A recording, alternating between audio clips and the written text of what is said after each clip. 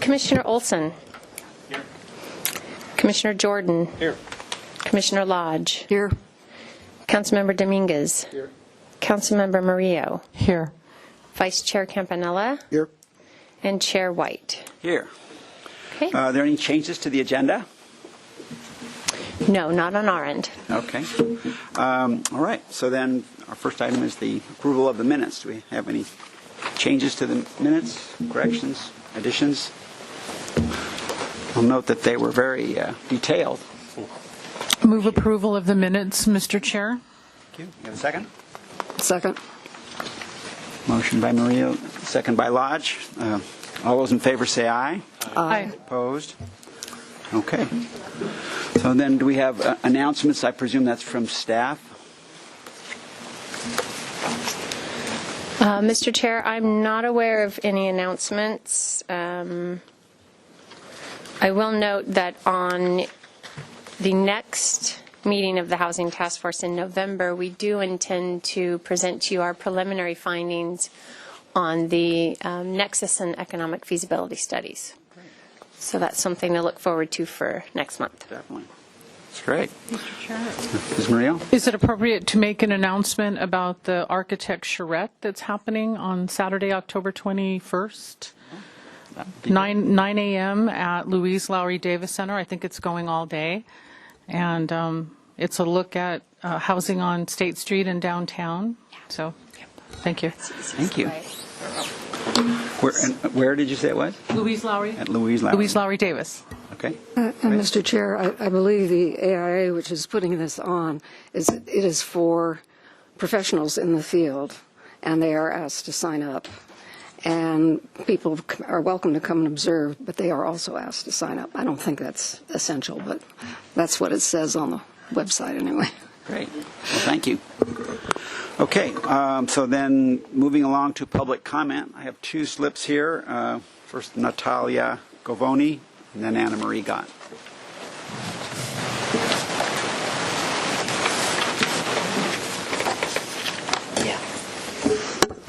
Good afternoon. Today we ask you, on behalf of the East Side, in a vision of honoring the beauty of this city, to support design guidelines for the East Side. We are currently assembling a team to build those guidelines with the help from the team building the hotel on Indian Muerto. In fact, they said that guidelines would make their job easier with their other projects. So, we hope you will support the initiative to create design guidelines for the East Side neighborhood. Like other neighborhoods in this city, we too deserve them. Thank you. Thank you. Mr. Chair. Mr. Dominguez? The council yesterday voted to add that item to the Planning Commission City Council joint meetings, a list of things to take a look at. And since we have some planning commissioners here as part of the task force, I would like to make a motion that this body also, because of its relationship to our function, support the notion of staff bringing it to that joint meeting. So that would be my motion. Okay. So motion. Do we have a second? I'll second it. Okay, we have a motion and a second to encourage to add this to encourage the joint council planning commission meeting to initiate the process of design guidelines for the East Side neighborhood. Correct. Okay. All those in favor say aye. Aye. Aye. Opposed? Opposed? We already voted on it, the City Council, so thanks. Thank you. All right. What was the count on that? That was 6-1? one opposed. Okay, so I take it Councilmember Murillo was opposed to the design guidelines. Yes. I was just No, I'm not opposed to the motion. site. The motion. Oh, okay, I apologize. I was just going to reiterate that would be great. You know, Bungalow Haven Neighborhood Association has actually had design guidelines that they've worked on a number of years ago. That still has not been finally approved, even though it has been in the works and sitting on the attorney's desk for about 3 years, I believe. Actually, though, the main reason I'm here for public comment today is to make the suggestion that when people are looking at the AUD basically 2.0, and we are going to be bringing residential units down into State Street, that we consider the nightlife and smoking when we are actually considering where we're going to put housing.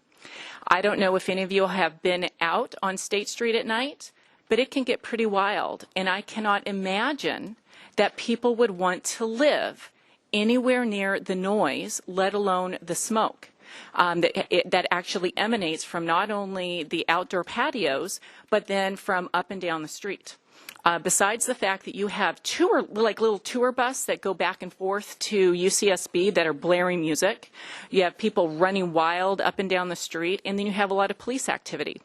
So when you all are thinking about actually putting residential use down in that area, you need to really think about, should we have it from the 700 block south to the 101?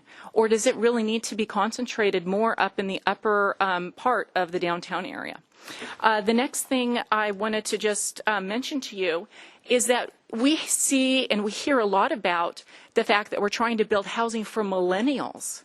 But what we're not taking into consideration is the generation behind them, and a lot of the people that are in the generation before them. I don't know if you guys are aware of this, but there's a 40-year study that just came out, and it said that Gen I, which is the generation right after millennials, they own more cars, and they don't act like millennials, and they don't even like to be compared to millennials. So we hear a whole bunch of people talking about building housing for millennials.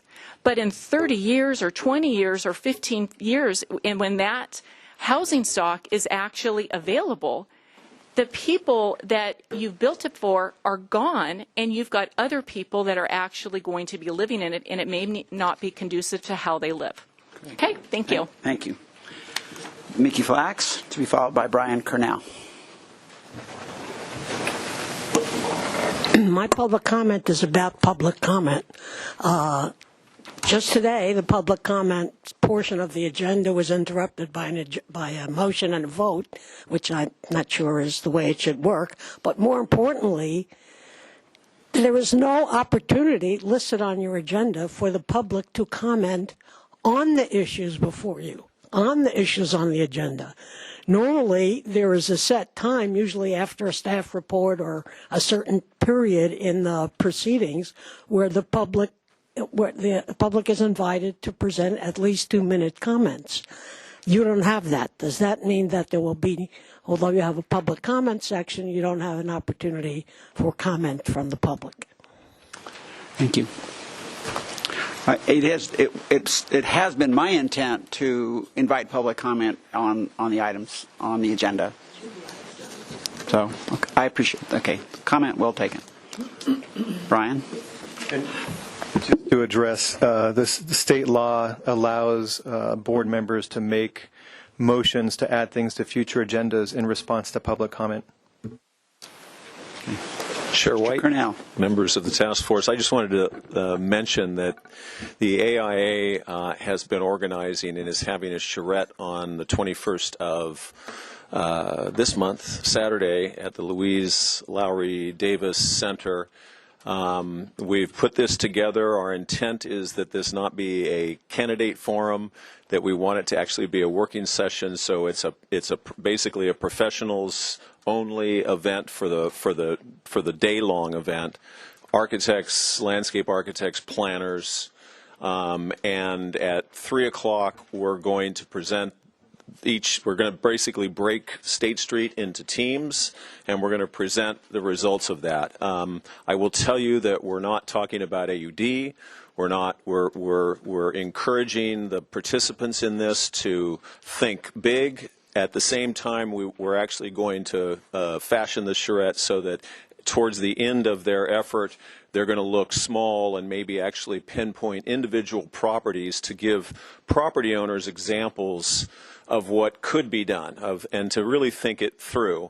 And certainly, I believe that housing along the State Street corridor is important, but again, we're not attempting to make this an advocacy for expanding AUD or anything like that. I don't know what's going to come out of it. It's going to be very interesting, but we hope that it will just be the beginnings of then a long community dialogue about what we do to make State Street work. What time did that start? It starts at 9 o'clock in the morning, and then people are going to be working feverishly. Anybody's welcome to come and observe what's going on and sit in and look and see. But again, the actual participants are professionals. But then at 3 o'clock, it is open to the public to come and listen to the results that the teams present. And then hopefully the AIA will try to put together a presentation for the City Council that coalesces what came out of it. That sounds like an exciting next step there. Okay. Then that moves us to the, of course, the public comment. I have 2 minutes from my friend Keith Rivera. Okay. So, Alex Peugeot? Yes. Is this on? Okay. Hello? Okay. So,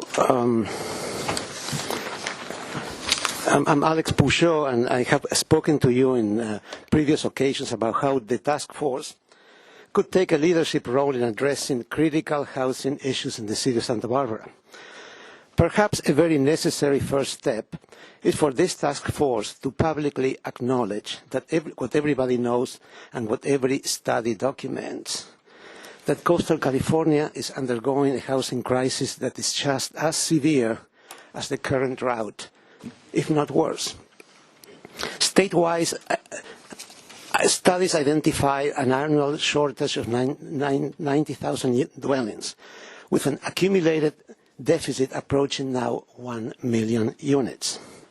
Sacramento recognizes this shortage as an existential threat to the economy and welfare of all Californians, and responds with legislation that bears a blunt message to local jurisdictions. This is your crisis. This is the crisis that you have manufactured. Do something about it, or we will do it for you. It would help if you, leaders of this great city, state loud and clear that there is indeed a severe housing shortage in Santa Barbara that not only raises property values, but it also pushes rents up. It would help if you would also say that you will propose solutions to address this shortage, and that you are as concerned about the needs of those affected by this severe housing shortage just as much, if not more, than about the fears and concerns about the impacts that this housing may or may not create. We need to look at ourselves in the mirror and admit that this is a crisis of our own making.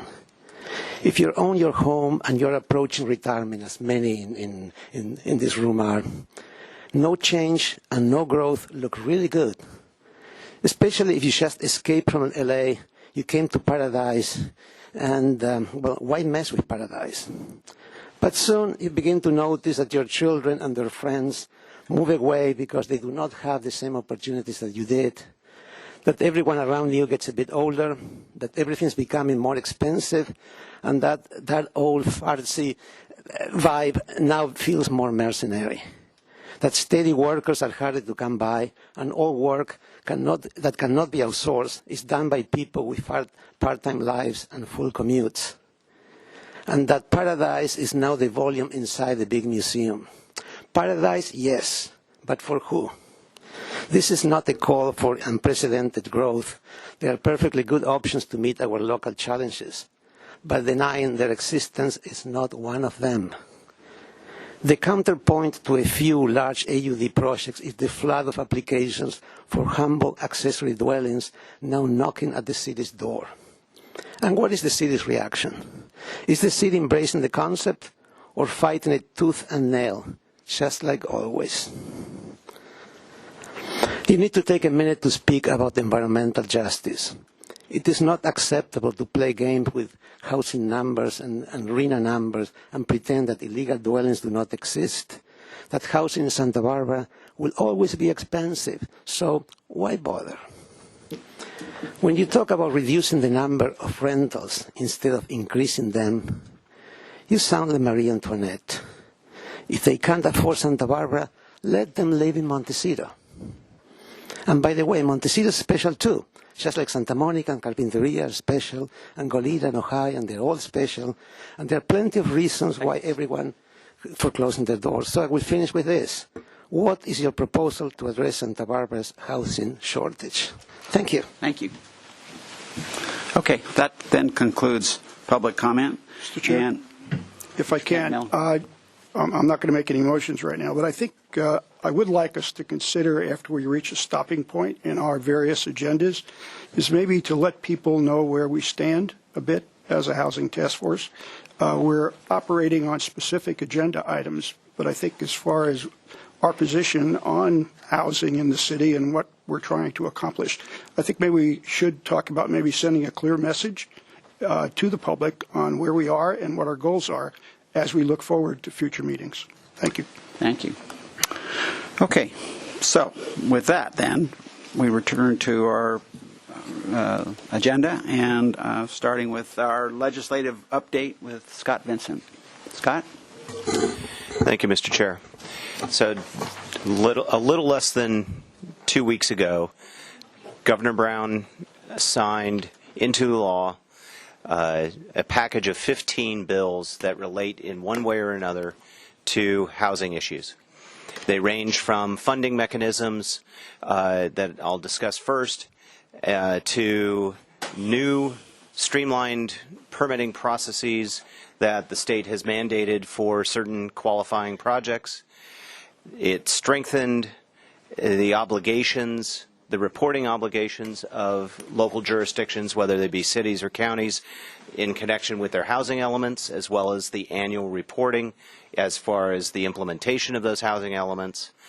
And then finally,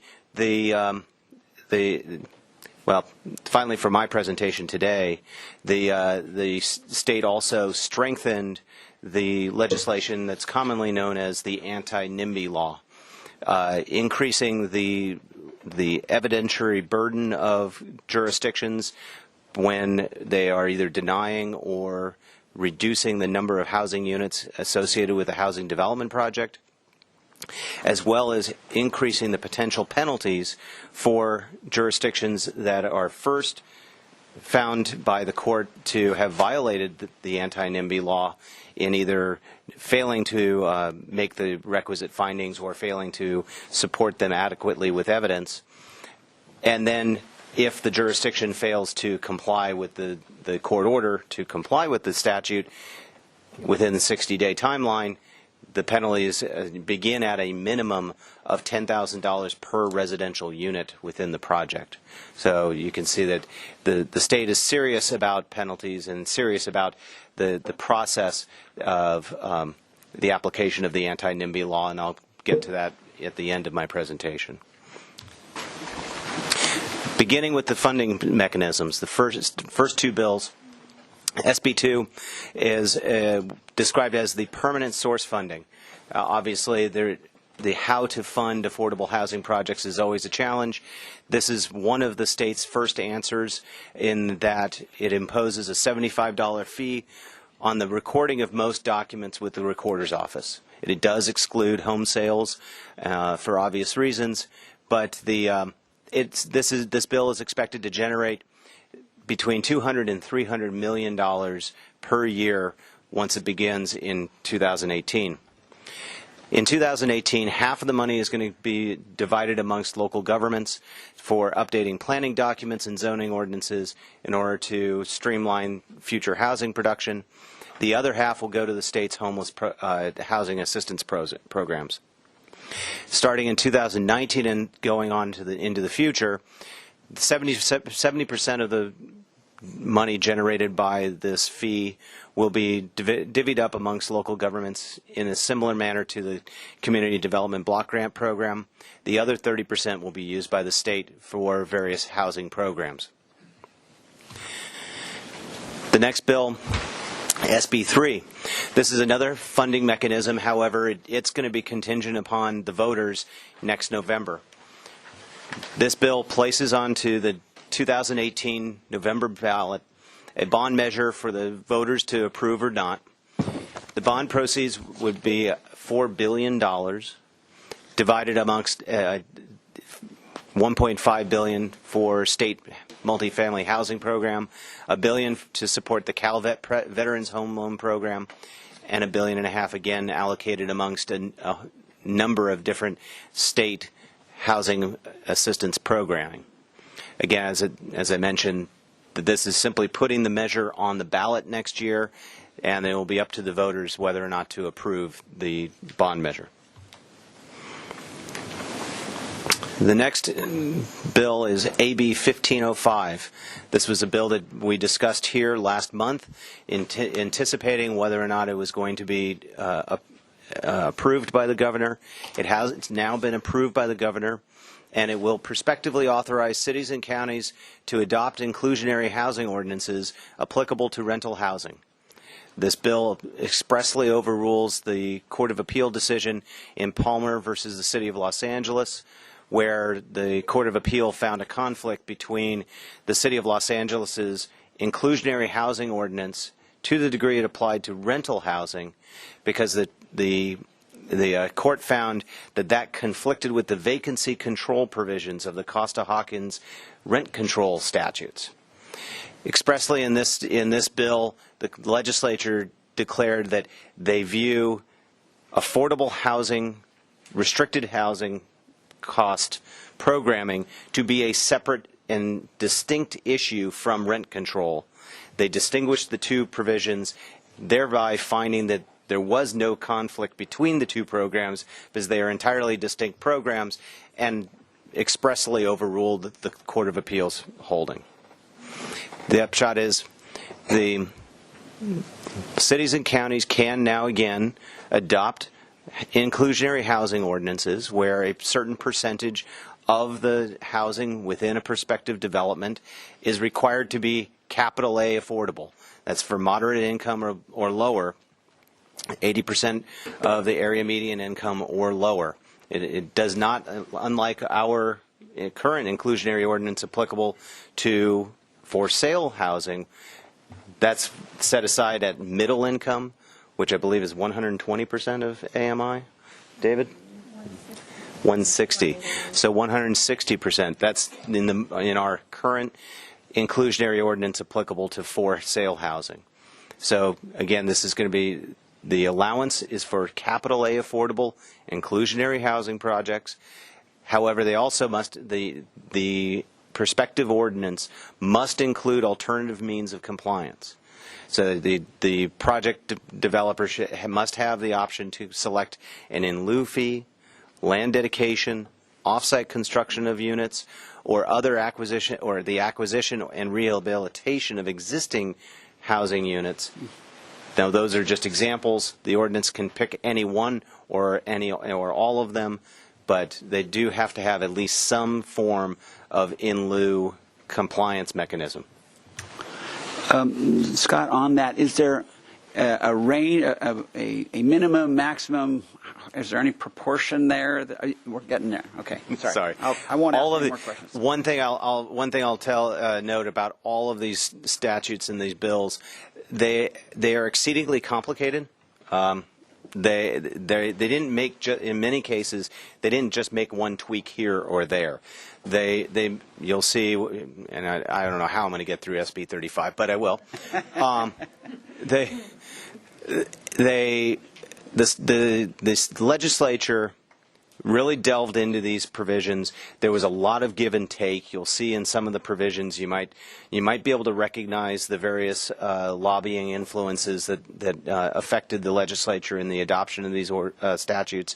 However, there are a lot of moving parts. So to answer your question, Chair,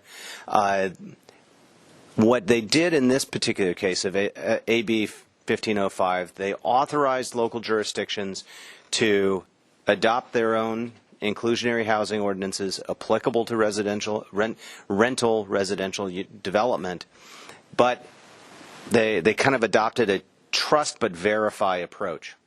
What they said is, okay, we'll let you have your ordinances, but if the local jurisdiction proposes an inclusionary percentage greater than 15%, will authorize HCD to review the effects of that ordinance for up to 10 years to determine whether or not that ordinance is having a practical effect as a local jurisdictional constraint on the development of the market rate housing.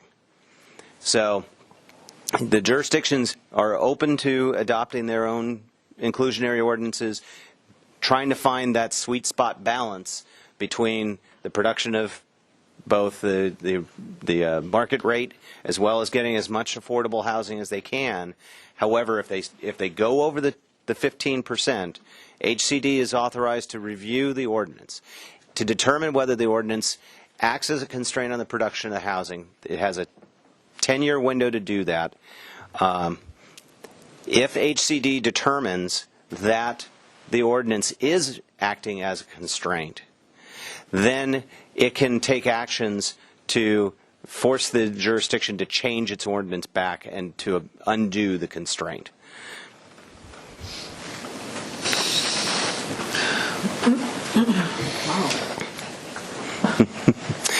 Are we ready for SB 35? Everybody's sitting down. All right. So SB 35 was the kind of, I guess it was the preeminent statute that came out of this package. It didn't go as far as the governor's by right proposal. That didn't really get any traction in the last legislative cycle, but it does propose some of the most sweeping restrictions on local land use control if your project complies. And the first thing I would note is, so it authorizes these first provisions are addressing the annual housing element reporting. There were two parts to SB 35. It had one provision that dealt with the annual reporting, and then it had the other that dealt with the streamlining proposals. The annual housing reporting provisions authorize HCD to adopt new standards for the preparation of annual housing reports. Something that was notable to me was that the statute went out of its way to exempt the HCD rulemaking processes from the requirements of the Administrative Procedures Act. The Administrative Procedures Act is a state law that provides for transparency and public participation in state executive body rulemaking. When the state agencies make their rules, the APA is the process by which the public can participate in that rulemaking, can make comments on that rulemaking. In this case, and you'll see in a couple other cases in this legislative package, the legislature went out of its way to exempt HCD from the APA. And we'll see how that plays out and how the public's input is able, or how the public is able to provide input in their processes going forward. The new reporting requirements, for the most part, that you're not going to see effects on the ground associated with these, but Mr. Rowell is going to be working a lot harder. The housing folks are going to have to do a lot more number crunching and comparative analysis of how the city's doing vis-a-vis the RHNA allocation, the regional housing needs allocation for the jurisdiction. They're going to be breaking it down by how much net new housing is done by rental and for sale categories, also for each income category. All of this is going to be providing HCD and other interested parties, particularly housing organizations, and we'll come to talk about what housing organizations are a little bit later. That'll be the evidence, that'll be the information they use for determining whether the next housing element gets certified, and it'll also be looking as to whether or not the city's actions are compliant or consistent with its housing element policies. And so there's just going to be a lot more data involved and available for interested parties to comment on how the city is doing. The legislature is very much interested in having a quantified analysis associated with housing, and we're moving in the direction of the RHNA numbers becoming production numbers, but it's going so far it's going in a somewhat indirect way. They haven't come out and simply said, cities and counties, you shall produce this number, but they are pushing in that direction where if you're not getting to that number, there are going to be consequences. So this is starting into the streamlined provisions. First, I'll start with the first subdivision of the statute lists out 10 objective qualifications that a project must comply with, all 10 qualifications, in order to qualify for the streamlined process that's laid out in the next subdivision. Simple ones: multifamily housing. Okay, that's not hard. An urbanized site. That means that the site for the project is in a city or county, in an urbanized area, and has 75% of its perimeter already developed with urban uses. That can be housing, it can be commercial, it can be industrial. It's an urbanized site.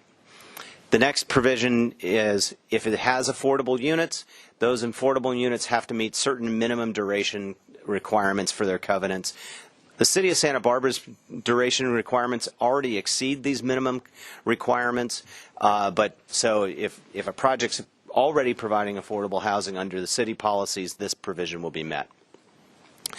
The next provision is somewhat in the city's control, and some of it is outside of the city's control. The first off is that both of these situations must apply to the project or the community.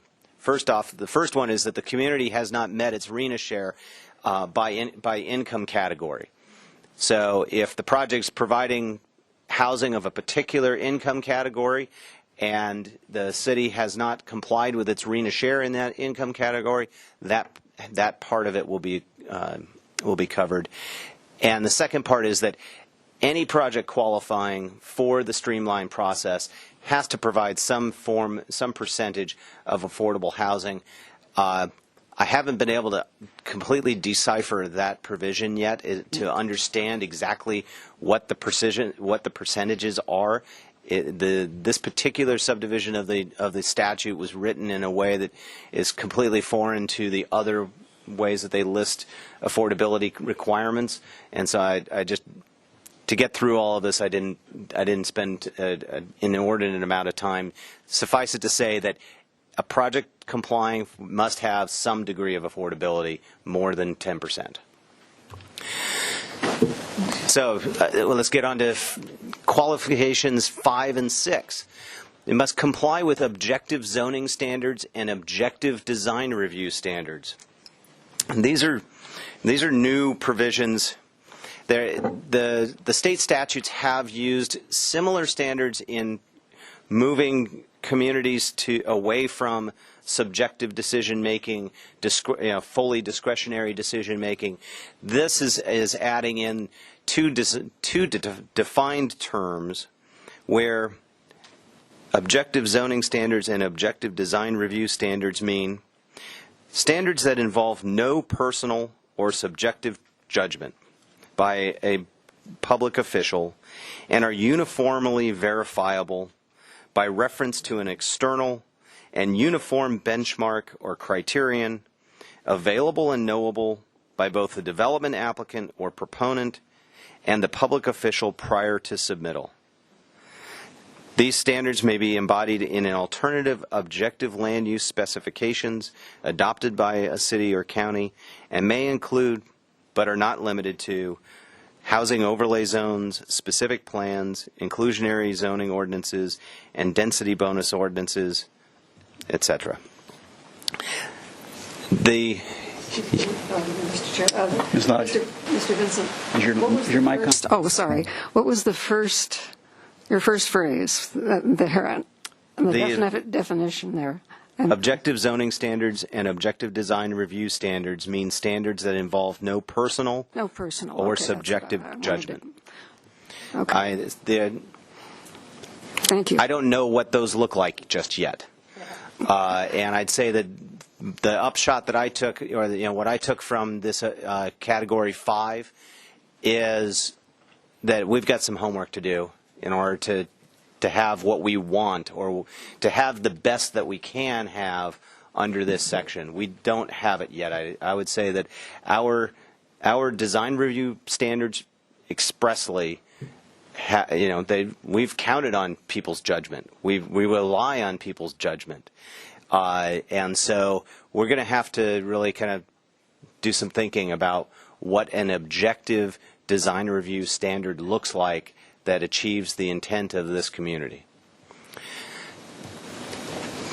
Qualification 6 is when I read this, it kind of helped me step back a little bit from the edge. I think that a lot of us, when we heard that SB 35 was approved, that it was going to completely change project permitting as we know it. Yes, it will. If you, as you're seeing, if a project gets through this gauntlet, the process will change. But part of the, so you see this particular category, SB 35 does not apply to the coastal zone. So if you own a piece of property, if a project's proposed in the coastal zone, SB 35 and its streamlining does not apply to the project. And you can see the rest of the list. And to varying degrees, some of these will apply. I mean, we have floodplains, we have floodways, we have some areas of wetland, I believe, and we have high fire hazard severity zone. So it's going to cover a few, so this list starts moving out a few of the available sites. So not every property in Santa Barbara is going to apply to this. Qualification number 7 is actually probably more impactful than even 6 for the city of Santa Barbara. 6 covers, the big swath is the coastal zone. 7 is that the development is not located on a site where any of the following apply. The development will require the demolition of affordable housing, rent-controlled housing, or rental housing. So if you have a site that has an existing single-family home that's been rented out, and you want to demo that single-family home and put up an AUD project or some other project, you're not going to qualify for the streamlined process. That's demolishing rental housing. And you can't demolish the housing for within 10 years. So the next qualification. The development will require the demolition of a historic resource. So our historic resources are also protected against the streamlining process. And finally, the property contains ownership units that are currently rented to tenants. So if you have a condo project that was approved, the ownership just didn't work out, they ended up renting the units out. Those are, even though they were developed as for sale units, if they're occupied by tenants, that's deemed essentially treated the same as rental housing for this particular qualification. Qualification 8, developer must pay prevailing wage for the construction of the development. Actually, that's a simplification of the standard. The standard is that it's either a public work, meaning that public monies are going into the project and it's deemed a public work, or the developer pays prevailing wage, which gets you to the same finish line as far as the cost of project. Number 9, the project does not involve a subdivision. Now, it clearly says that it doesn't involve a subdivision. I think it probably could involve a merger of existing lots, and it would still qualify for the streamlined process if it met all the other requirements. But if you have a lot and you're subdividing it, you're not subject to you don't qualify for the streamlining process. And lastly, they exempted mobile home parks. So here's a few more of the homework assignments, or how this is going to affect community development, particularly planning. If a project qualifies, or if a project comes into community development seeking processing under SB 35, the city is going to be required to tell that applicant whether they conflict with any of the objective qualifications within a set period of time. I listed the number of days for units, 150 units or more. I don't think we're going to have many of those, but we'll see. But it basically gives the city 60 days to tell the applicant whether or not they conflict with the objective qualifications and provide them written explanation as to which qualifications they conflict with and why. If we don't provide that response to them within this set period of time, the project's deemed to qualify, and then they move on through the process. So this is going to be this is the state, again, putting another processing deadline on staff to give these answers, and it's just it's going to be up to us to keep up with this kind of workload. Implementing those provisions regarding the objective design review standards or the objective the objective zoning standards. Once a project's going through the streamlined process, there is an opportunity, because remember it's supposed to be a ministerial approval. However, it allows for some form of either design review or public oversight, and primarily the idea is, okay, we can send it to the Planning Commission to have the Planning Commission tell us whether or not they meet the objective criteria. Okay, if they truly are objective criteria, presumably staff can do that too. But if we want, we can have a design board take a look at it and decide whether it meets the objective design criteria. They're allowing, primarily I think this is a nod towards allowing at least some sort of public process, some form of transparency, as opposed to application goes into into community development, staff makes all these conclusions about compliance with verifiable facts and punches out a building permit, and all of a sudden you get a 30-unit, 40-unit project, and there was no public process. So they did provide an opportunity for the community to build in a public process, to have some public transparency, but again, the state kind of made it circumscribed. The review is strictly focused on assessing compliance with the objective criteria or the objective design review standards. Those design review standards, implementing the definition that I described before, must have been published and adopted by ordinance or resolution prior to the submission of the project application, and they must be broadly applicable within the jurisdiction. So you can't put a set of standards that is particular to one site. Say, oh, well, you've got to comply with all of these standards. They have to be of general application. And then the last part is, this is the nod back to the ministerial approval process.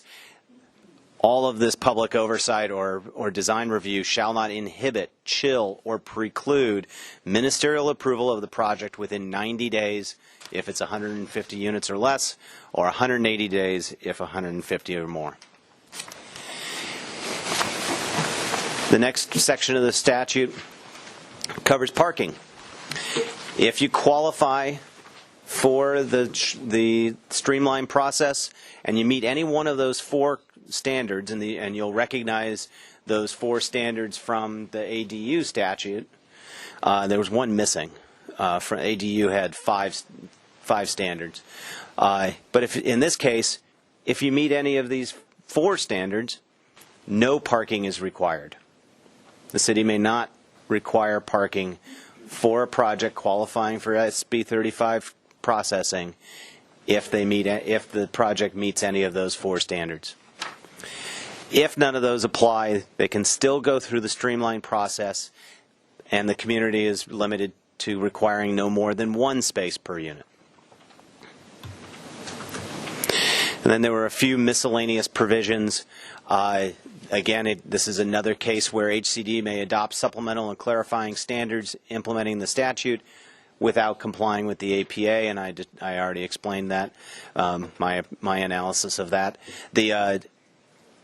Also, the statute has a sunset date of January 1, 2026.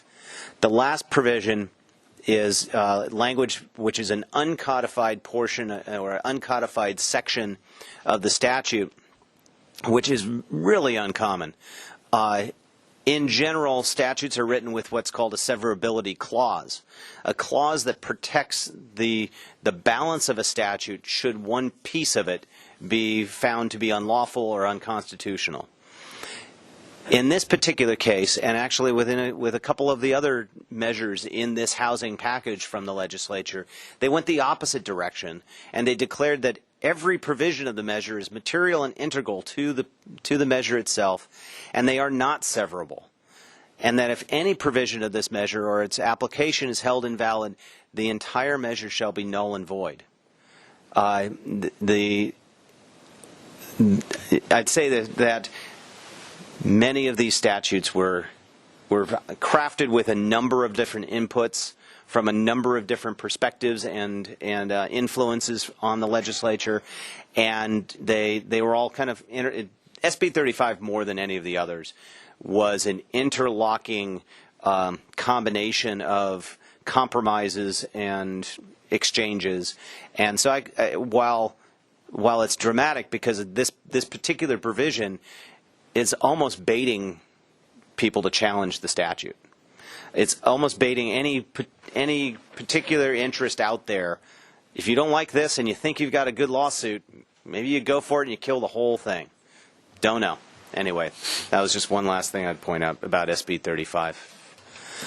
There's good. I mean, the last point I'll make about SB 35.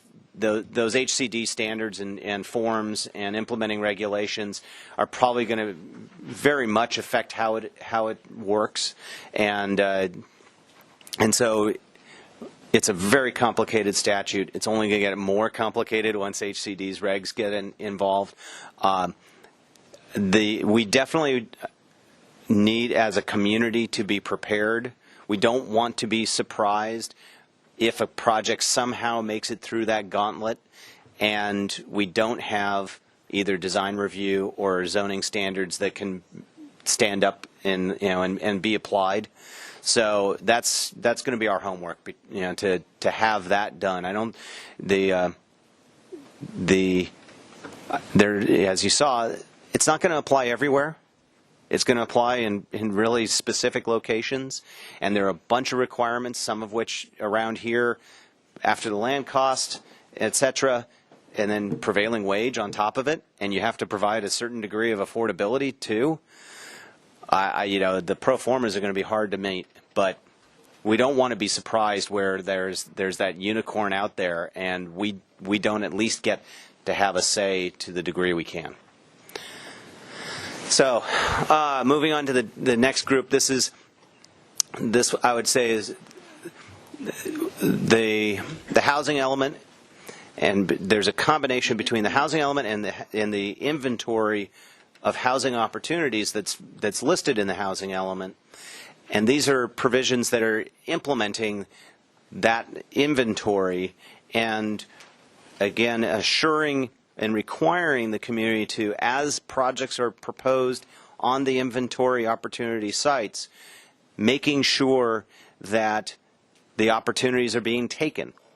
So SB 166, it's described as the no net loss zoning statute, has existing law requiring local governments to identify in the housing element an inventory of sites adequate to meet the regional housing need allocation for that jurisdiction. This statute requires the local jurisdiction to ensure that its housing element inventory can accommodate the remaining unmet share at all times throughout the planning process. So as the opportunity sites are built, they need to be built at anticipated densities. You can't have, if an applicant comes in and proposes a density that's less than what was anticipated for that site in the housing element, this statute now prohibits the jurisdiction from taking an administrative, quasi-judicial, legislative, or other action that would cause its inventory to no longer cover its remaining unmet share of RHNA for lower or moderate income housing.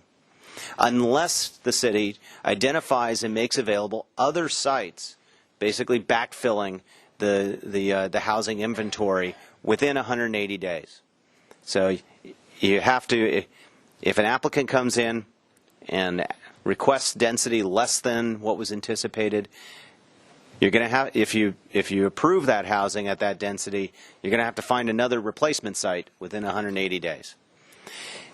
Additionally, the statute requires a more detailed quantification of the unmet share of the regional housing and its remaining capacity to accommodate the housing need by both income level when approving housing, or when approving the development at a lower density.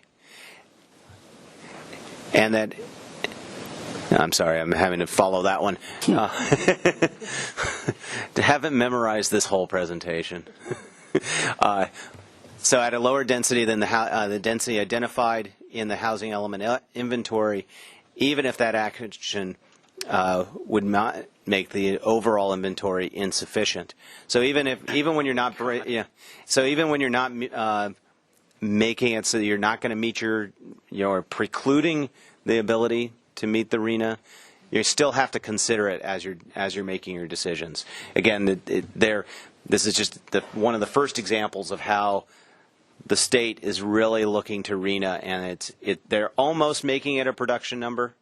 They did everything except for say that you have to produce this amount of housing. So the next couple bills, and in some cases they're packages of statutes that all covered the same topics, but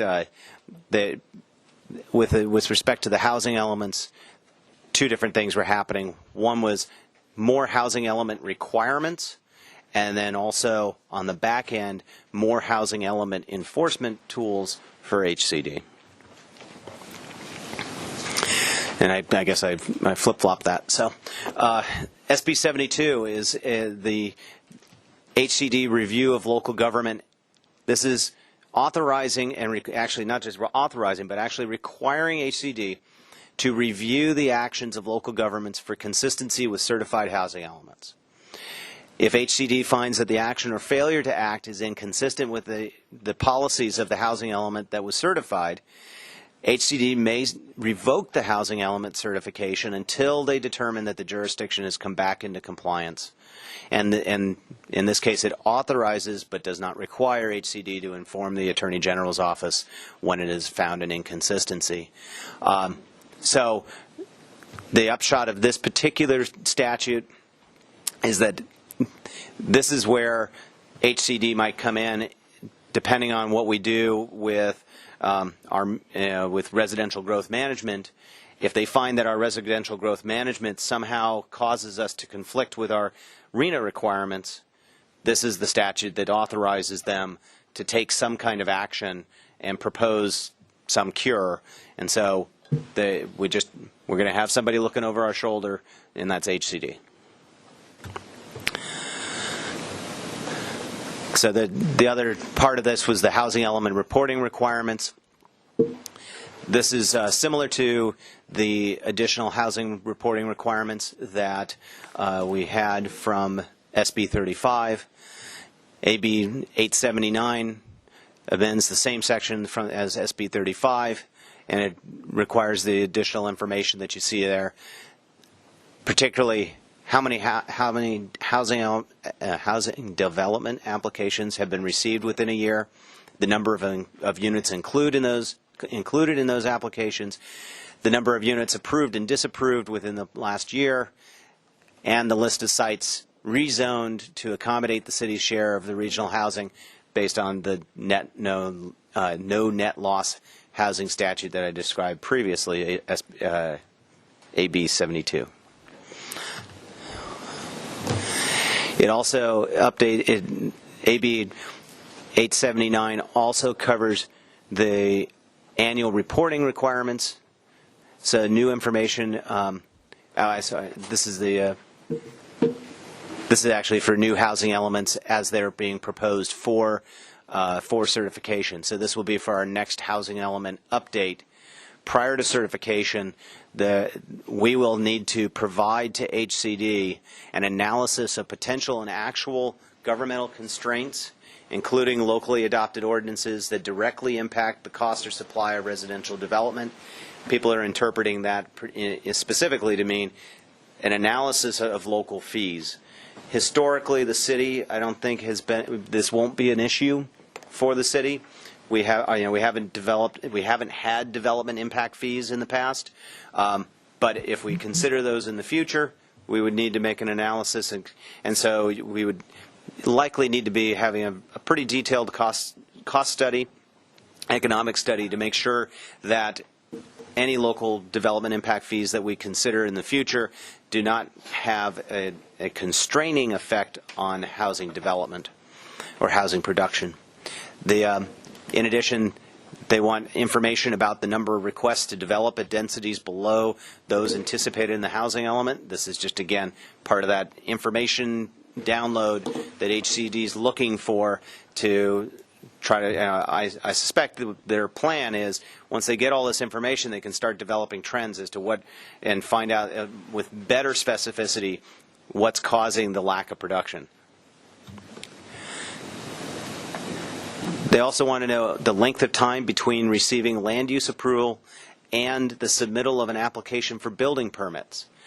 That hinder construction of local, this is language taken straight from the statute, hinder the construction of localities' share of a regional housing need. I see this coming in two ways. Whether they may want to have information that gives them an idea about just how difficult it is to actually get to building permit level of design, as Brian could attest. And I've watched now five building code cycles, and each year the building code gets heavier and heavier. I mean, it's demonstrably heavier. You physically pick up one version, and the next one is that much heavier. You notice it.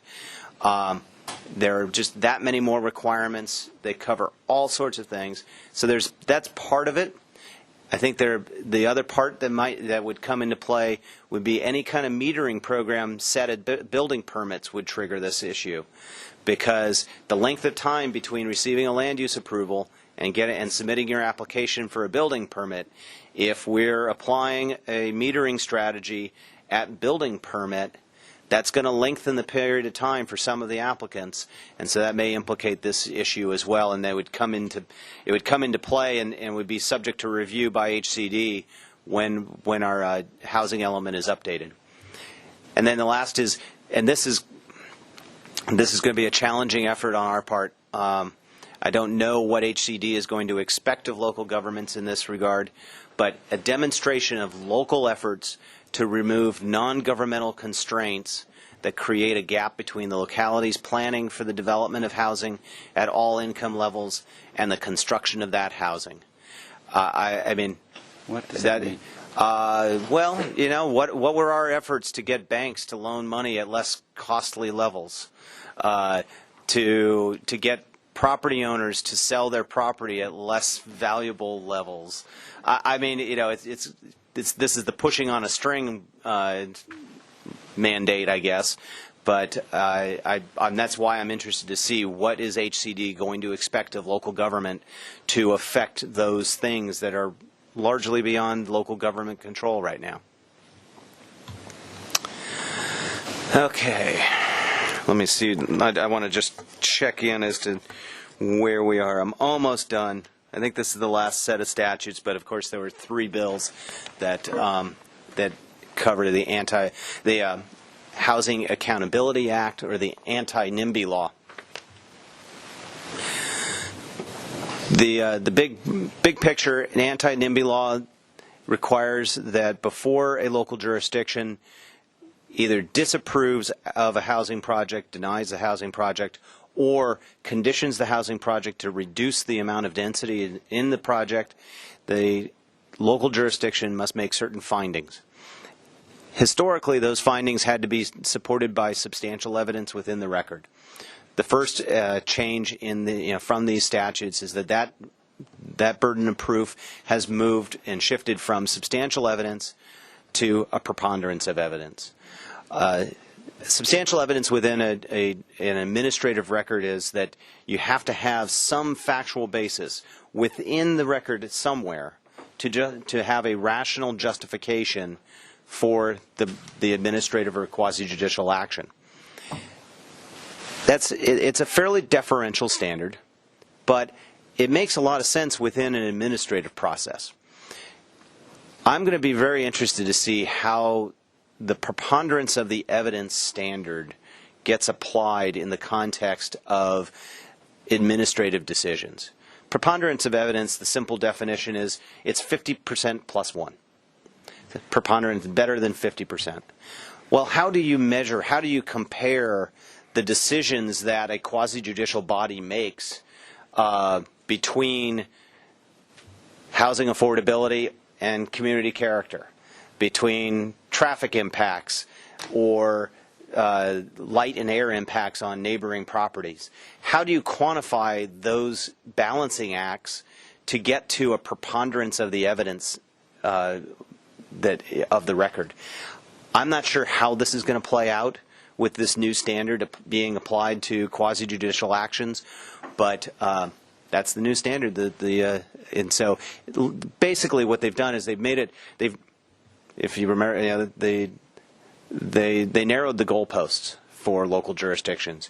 You basically, to be more confident that you're not going to lose in court, you better have a better case going in that there were lots of reasons to either deny the project or to reduce its size. The other provision is that it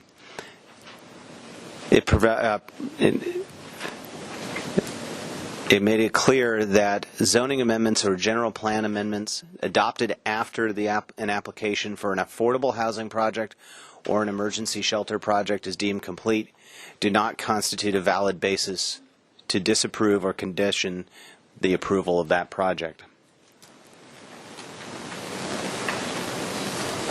They did do some cleanup measures. These are more cleanup than actually changing the provisions of the statute, at least the first one. They amended the definition of mixed-use development to be a development with at least 2/3 of the square footage designated as residential use. The last year's statute defined mixed-use development, and it constrained the types of commercial uses you had. It could only be like a neighborhood serving commercial uses, and they had to be on the first floor. They couldn't be on the second floor, etc. So this is going to allow developers a little more flexibility of what kind of mixed use they have and where they put it. It just has it's a simpler definition. It'll allow some more flexibility within the design of projects. The next provision entitles housing organizations to attorney's fees and costs if they are the prevailing party in litigation to enforce the Housing Accountability Act. What this does is this is the recent amendments to this statute gave housing organizations a seat at the table in that they could file lawsuits to identify violations of the anti-NIMBY law. In other words, where projects were either denied or were conditioned with a reduction of the units without making sufficient findings. Housing organizations, and let me see if I have that handy. Let's see here. It's not that. Yes.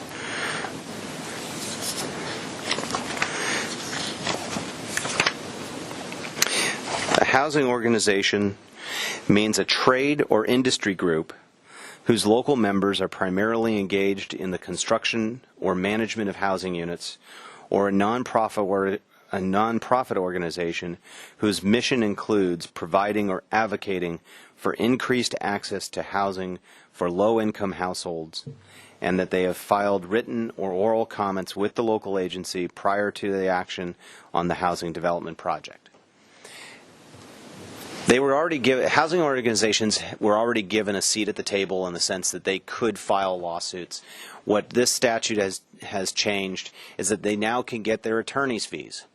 So it's just providing a whole new group of people with a new incentive to be watching over these projects and basically private enforcement of the anti-NIMBY statute.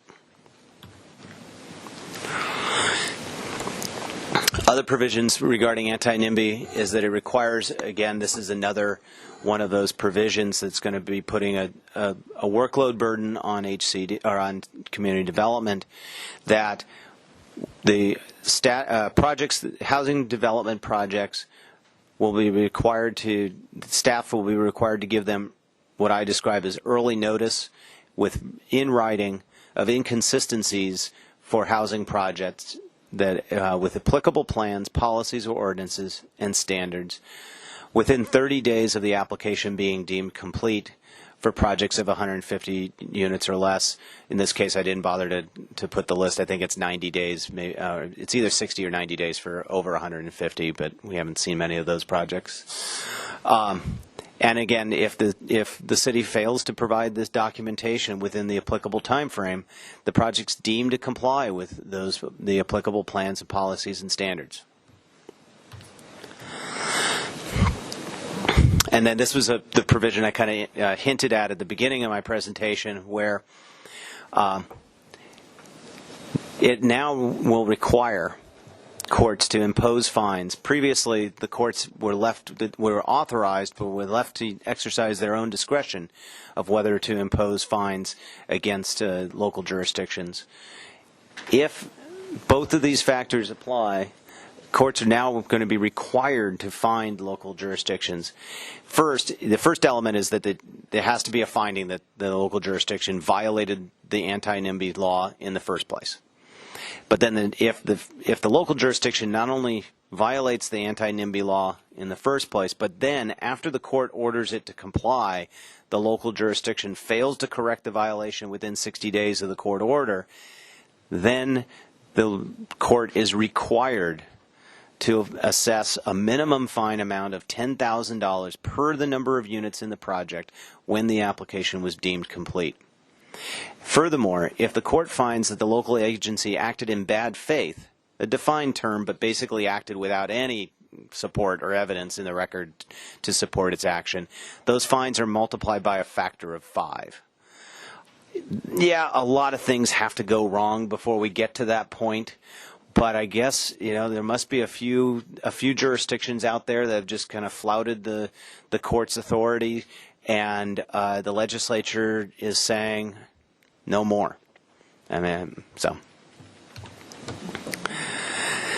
with that, I will pass it off to Renee. Let's stop there for a moment. I am available for questions if you want to have any. Let's. I know I have some questions, and perhaps we could just start with Mr. Olson and just go around the table and see if we have questions on what we just heard. As Norwegians would say, ufta. It's really is amazing what the state can do to mess things up or make it difficult for local government. I just think it's. Don, let's have questions for now, and then we'll have a comment period. Okay? No questions. Okay. Thank you. All right, and Ufta. That's fine. Yes, got questions. Number one on 1505.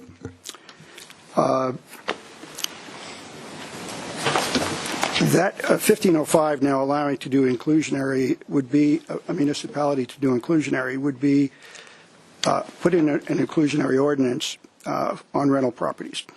A developer or applicant still can seek approval under 65589.5 and also under state net city bonus law, correct? Correct. Okay. Yeah, the 1505 is in addition to any other provisions. Okay. Now, if 1505 were enacted, does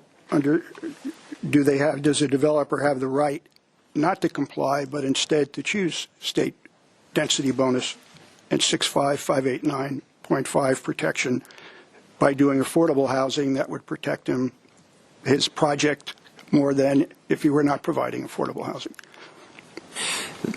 Well, the state density bonus law does require affordable housing to be provided in order to qualify for that.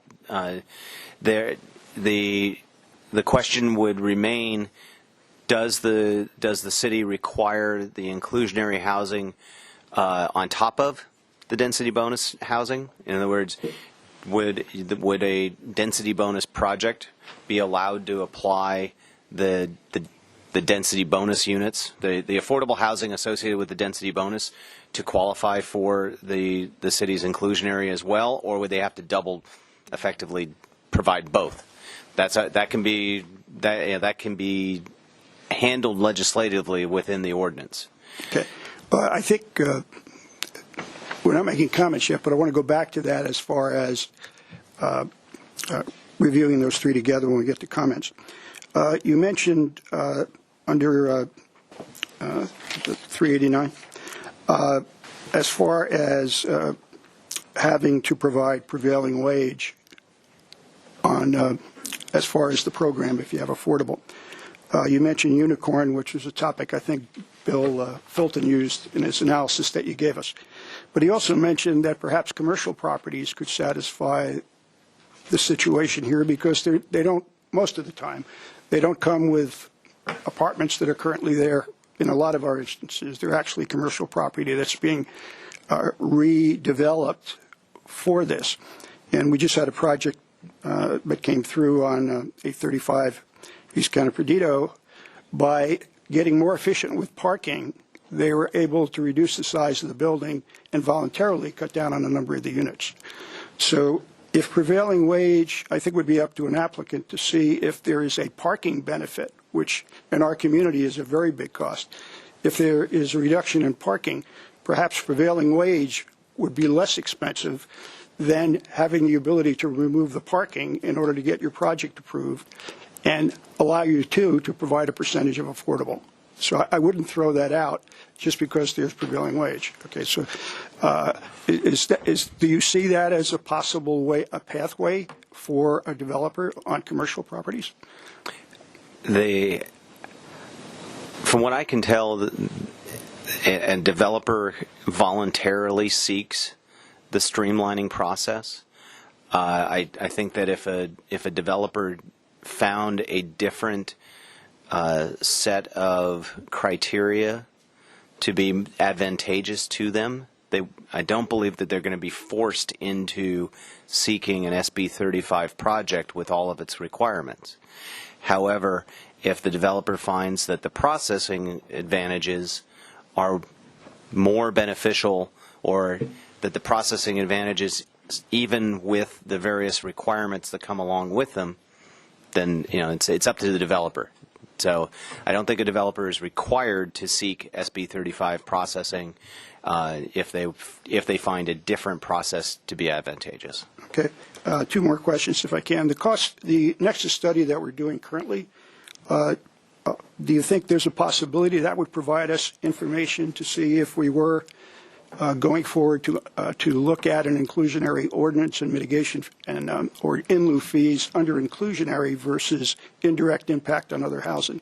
Would this provide us with information to substantiate what a project might be able to bear inclusionary on a rental project? It's certainly being prepared by an organization that would qualify. The economic impact study required by AB 1505, if HCD challenges you, that study only comes into play once HCD challenges you. So you have to have, one, missed your RENA numbers, two, have more than 15% inclusionary, and then HCD has to come in and first determine that you are potentially causing a constraint on the production of market rate housing. If all of those factors occur, then the community is obligated to come back with the Nexus study or the impact study. and it has certain qualifications as to it has to be a group like Kaiser Martin, and so the that study could probably do it. Whether it's specifically, addresses all of the issues that HCD would expect it to address, and I'm not, I don't know yet because HCD hasn't told us what their analysis is going to require. But I'd say this: it's at least a good start. Okay. And then last, you mentioned about governmental constraints having to report it at the next cycle. What about governmental constraints that are put in the interim before the next cycle? Does the government have to report on that in its annual report to HCD? There are definitely reporting requirements that will come in within the annual reports that will tend to show whether or not actions taken within the reporting periods are causing a constraint or not. The number of applications submitted, the number of applications approved or denied within the reporting period. So you're going to have, they're going to start getting numbers that will give them the sense of if something's going on. And then remember, AB 72 gives HCD the authority, requires them, if those annual reports are starting to show that there are constraints, it requires them to go back and look at, is this jurisdiction or that jurisdiction not meeting its own housing element policies? And if they aren't, then they can pull their certification until a correction is made. Okay. Thank you. Thank you. Ms. Lodge? Thank you, Mr. Chair. Commissioner Campanello mentioned 835 East Cannon Mudito. As I understand what you said, that they were able to, by figuring out a different parking situation, make things work better for them. But under these laws, if it was one that was trying to get if it were coming in to get the expedited processing, part of the project would have to be affordable. Is that correct? Okay. All right. Because if it were, then they could come in, because they're just half a block off of Milpas Street, with no parking at all, as I understand all of this. Is this correct? Okay. Yeah, assuming it qualifies for all of the other 10 or the other 9 criteria, it have to comply with all 10. The parking, the city could not require parking if it qualified, if it met any of the 4 standards. It doesn't prevent an applicant from providing parking. It just prevents the city from requiring parking. Okay, and then on the no net loss zoning, I assume that means if the city decides to, say, change the boundaries of the overlays, the high priority, high density overlay zone, that would not come under that provision because it's not a zoning change, it's a per project kind of thing. The base zoning stayed the same without it, or does it? I think we would have to, well, no matter what, if you change the structure of AUD to the extent that our compliance with, or the ability to show that we can accommodate the RENA allocation within the community is dependent upon the AUD program. If you make changes, you're going to have to continue to show that you can accommodate that level of housing. So if you were to, if to whatever degree our demonstration that the community can accommodate our share of the regional housing need is dependent on the AUD project to say, yes, there's enough density on this site and that site and the one over there to meet the RENA allocation, then you have to be shifting clay. You can't be cutting clay away and setting it aside. So, but I believe, and I'll let others speak to this, is that with the implementation of AUD, we have the ability to accommodate more than the regional need at this time within this reporting period, but there's no guarantee that all of that's going to get built at any particular point. Okay, well, that brings me to another question, but to follow through on that, I assume you're referring to the high priority AUD, the high density projects. I'm referring to the fact that AUD right now is our multifamily zoning. Right. Okay. And so it's largely our multifamily zoning. There's some areas that are outside of the AUD. But to the extent that AUD is our multifamily zoning, I would assume that we can't, without counting on AUD to some degree, demonstrate that we have the ability to accommodate the necessary units at the required income levels in the city. So you can't just wipe off the AUD map if that's necessary to meet the need.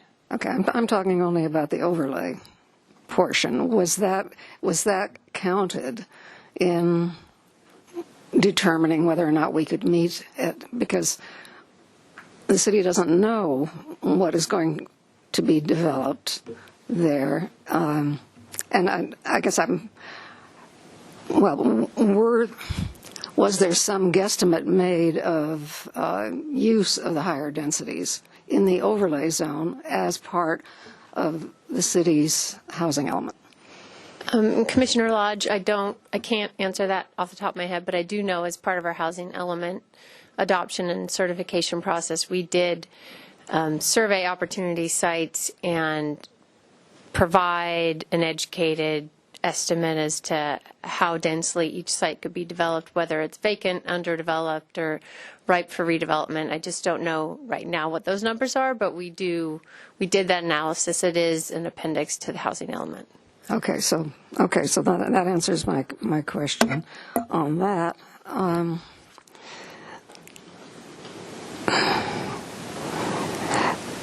Then it sort of overall, it seems as if these laws taken together assume that no community might ever be entirely built out. Your questions? Questions? Is that, do you see that way? Or is that just too general a question? It's a pretty general question, but I'd say that, yeah, I guess I'm not close enough. Just the way that the RHNA numbers are structured and how RHNA numbers are allocated. They're allocated irrespective of the current condition of any particular community. They come each year, or they come each cycle. And there's always, when this cycle's done, there'll be a RHNA allocation next cycle. I don't see where there's a finite process where they say, okay, California can handle X number of million housing units, and then we're done. We can't handle any more because that's too much. They haven't done, they need to do a living beyond our means study like we did. Okay, thank you. Thank you. Ms. Murillo? Thank you, Mr. Vincent. Thank you, Mr. Chair. So in terms of the metering program that we're pursuing, Mr. Vincent, do you think we can continue with that and still comply with these principles? I would say that we need to be really careful about how we craft a metering program, and that the metering program we need to be able to demonstrate that we can still accommodate our RHNA production within the reporting period. So the metering program cannot be seen as an impediment to at least saying, if we have enough applicants come in, we can accommodate and we could approve the projects necessary to meet our RHNA numbers. Doesn't mean that those applicants are necessarily going to apply, because in some cases it's very difficult. You know that it's very difficult to meet. Certainly many of the income categories, the lower cost housing categories. And unless you have the right set of circumstances, it's not all that easy to make market rate work either, depending on the nature of your project. So, but we would need to be careful about how we craft any metering program so that it doesn't, so that someone cannot point and say, it's not because I didn't apply, it's because your process would not enable me to get to the finish line within your reporting period. So that I think there is a way to craft metering programs. My suspicion is that we're going to have to be careful about what the number is and to which projects we apply the metering program. And will we have you in our meetings permanently going forward? Because we sure need your assistance. I know that's a comment, but and then, Mr. Vincent, you said in AB 879, you thought one of the provisions was a reference to fees. If we found that an AUD project displaces someone and we ask for relocation assistance, is that called a fee, or do you think that would trigger this rule? Well, we have an existing relocation assistance ordinance on the books. It is generous, but it's not the highest. There are other jurisdictions that have higher relocation assistance programs. I'd say that what we have on the books now, I'd say would probably pass muster. If we were to amend our relocation assistance ordinance to be the gold-plated standard of all relocation assistance programs, then we could start seeing somebody having an argument for that being a constraint on development. But I know the City of Los Angeles' program is more generous than ours.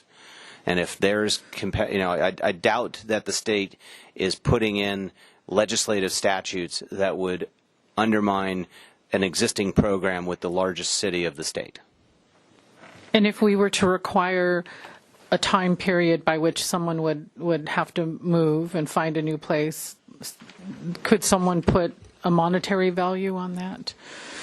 So 6 months, you know how it is here. I'd say let's talk about that. I'm not sure exactly the circumstance you're talking about. In general, the city isn't involved in telling somebody to move. That's between the property owner and the tenant, and the time frames are set in the civil code, not by city ordinance. All right. I just know that we've had conversations here that AUD is redeveloping some areas, and so people are being displaced. It remains to be seen, right? We're still in the experimental phase, but we're worried about that. And Commissioner Jordan articulates very well what happens when, asks wisely, what happens when small businesses are displaced if we're redeveloping a piece of property, and can there be some financial assistance for them, so that they find a new place.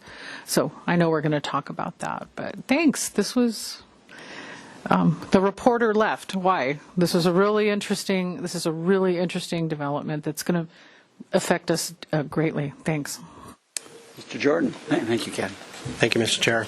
So, Scott, on that inclusionary part that's authorized or reauthorized for rental housing, does there have to be a nexus between the price or encouraging units instead of collecting money, or can you price it to encourage units?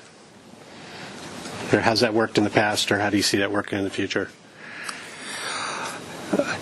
I think that it probably could be priced.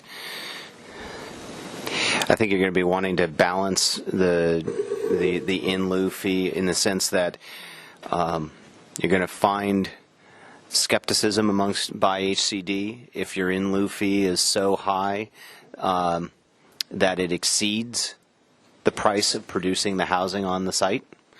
I could see where if you're all things being equal, if you have an in lieu fee that is all things being equal, I think that's what they're looking for.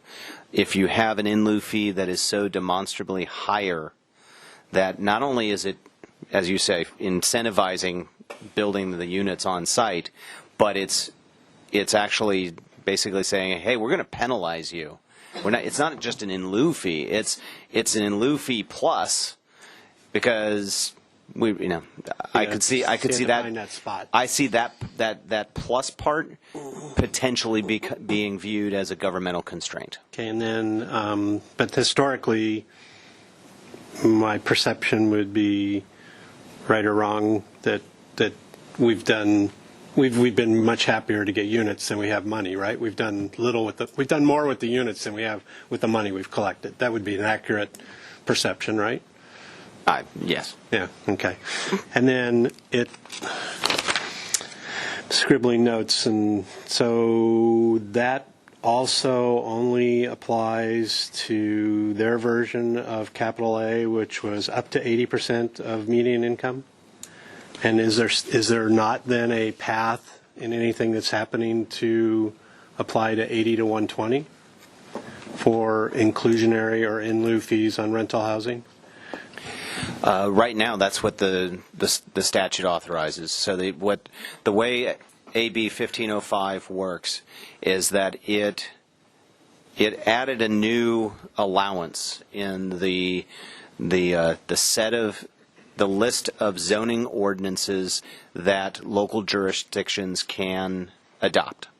It's I want to say 65850 is the government code section, and it's just a list, and it lists the types of actions, setbacks, building heights, parking requirements, and then it added, I want to say, subdivision G to say inclusionary housing ordinances that provide, applicable to rental housing that provide for moderate, lower income production. And so part and parcel, the allowance that they've created is that it satisfies those income categories. So it's so basically, to whatever degree that we would have to rely on that statute to authorize us to adopt zoning ordinances, they've constrained the allowance to those income categories.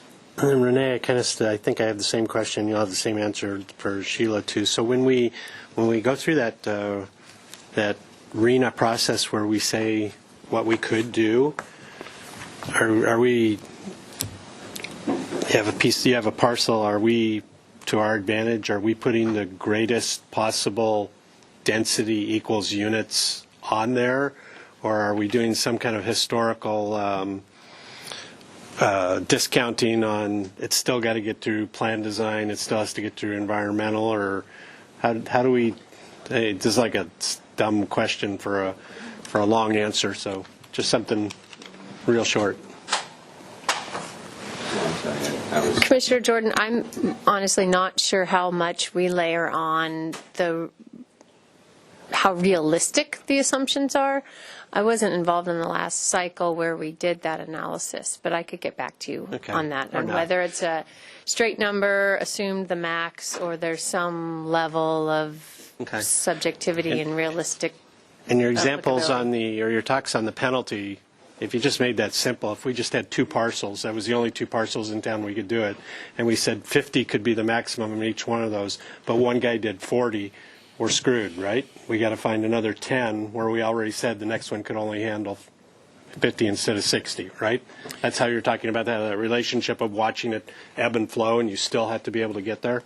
Yeah, Mr. Chair and Commissioner Jordan, task force member Jordan, the way I've heard some commentators say, hey, how do we satisfy this statute? How do we always assure that our inventory is meeting the need? Some commentators have essentially said, yeah, the legislative analyst told us, well, just to identify plenty of locations within your inventory so that you always have enough inventory. So I think that there may be ways that communities can give themselves some wiggle room within these requirements. It's if you're trying to, but unfortunately that's going to be a challenge. That's going to be the challenge to to the city council ultimately when, identifying and approving of the inventory is how do we balance, to whatever degree the community is concerned about bigger buildings or denser projects, how do we balance that with what the state's expecting us to show and demonstrate in order to achieve certification? Okay. Thank you, Mr. Chair. Thank you. Mr. Dominguez?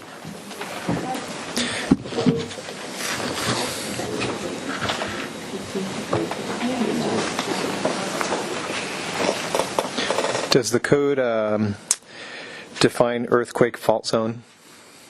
Wouldn't that be all of California? I'm sure there is a definition of that, but I didn't delve that deeply into that section. Okay. So you probably didn't delve into this one within half-mile of transit. What do they define transit as? Is that a bus stop or more of a hub? That's a good question. I think as simple as a bus stop is, and I would say, because this was something that we grappled with the ADU, and we will continue to grapple with the ADU, is that I don't think simply being within half a mile of where a bus line goes by, they have to be able to stop. Okay. But I think as simple as a bus stop is sufficient to meet that. Thank you. Thank you. Gosh, how brief. I think one of my areas of question is about site constraints. You talk about property having the full, the zoning of a property, and then its constraints. And Mr. Dominguez mentioned earthquake faults. As I assume one of those is a force majeure constraint. I assume, is it correct to assume that those very fundamental hazard constraints, we have so much property here that's got a zoning designation which could not be attained in its development. Are you reading into this that's accommodated in this avalanche of ideas that we're dealing with today? Well, I guess my answer would be more about how is it constrained. If it meets one of those qualifications that where it gets kicked out, and you mind if we go back to the SB 35? I don't know. It's probably that list. If it's got prime farmland, yeah, it's kicked out. If there's a wetland, it's kicked out. Okay. Hazardous waste site, I believe that would capture the leaking underground fuel tanks at old gas stations. Earthquake fault zones, I think those are defined areas. That it has to be within a certain distance. Yeah. Those are, we know where those are. Yeah. But I think that steep slopes. We have lots of slope stuff that we do in this city. That would be an example. It's not on that list, but it's sure. Well, the thing is, the steep slopes, I would say, is in general, our steep slopes are single-family zoned. So you're not looking at multifamily housing, and that was category 1. Okay, so it's category 1 is it's multifamily housing. Okay. So I'm not worried about SB 35 applying in the single-family zones. The steep slopes, so I don't think we need to worry about those. I think where you're going to see SB 35 really begin to conflict with community values is going to be the parking, it's going to be building height, massing, and open space. The community would like to have more open space, and to the extent that an applicant is proposing a project that meets the objective design review standards or the objective zoning standards, if they meet that open space and they say, okay, I've met your open space, I get my 4 stories. Right. And I get this number of units. And I don't care whose view I'm blocking. Right. Or at least the state doesn't care whose view I'm blocking. And so those are the areas where I see the greatest opportunity or potential for the conflict between an AB 35 project and the community's values. Okay. Thank you. The AUD is crafted to be a 250 unit or 8-year process or law. At the end of 8 years, if there's no other change, does AUD stay frozen into place because of this, or would the automatic reversion that's baked into it now, would that stay in place? Back to variable density. Sure. I think that it's a good question. Unless somehow, well, I would say that the default right now is that variable density, unless absent an action by council to either extend AUD or adopt a new program of AUD.2 or whatever you want to call it. If something else isn't adopted, then we're back at variable, and the challenge then will be for us to figure out, does variable help? Can we meet our RHNA with variable? Probably can. Right. We probably we were meeting RHNA with variable previously, so we probably can meet RHNA with the variable if it goes back to that. But we even with that, the decision makers will need to consider, is variable exactly what we want? Because what I'm seeing with SB 35 is all the other qualifications, if they're all met, you better be happy with your zoning and your objective design review standards, because that's what you're going to get. Exactly. Okay, then two more questions. One is fees. Santa Barbara has been legendarily generous to the application community when it comes to fees. We charge less than our cost. We're seeing, what we're hearing today is a major bump in certain kinds of activities anyway, as far as reporting to the state and accounting and such. Perhaps there's also going to be a reduction in project review abilities, so that might reduce time. But will we be able to come closer to full cost recovery? Is there when in your reading so far, will we be able to could we get closer to full cost recovery with our fees at this point, or is that stopped by this process some way? No, it's not. The fee provision will end up having HCD taking a closer look and sharpening their pencil when they do so. But to the extent that communities are allowed to, and they are allowed, to recoup the costs of regulatory actions, which is the process of reviewing projects, we can charge full cost recovery. As we approach full cost recovery, we will need to be that much more careful to be able to demonstrate that we're not exceeding that. Yes, for both appreciate that. Qualifying with HCD, but also demonstrating that we're not exceeding it and therefore charging a tax. Okay, thank you.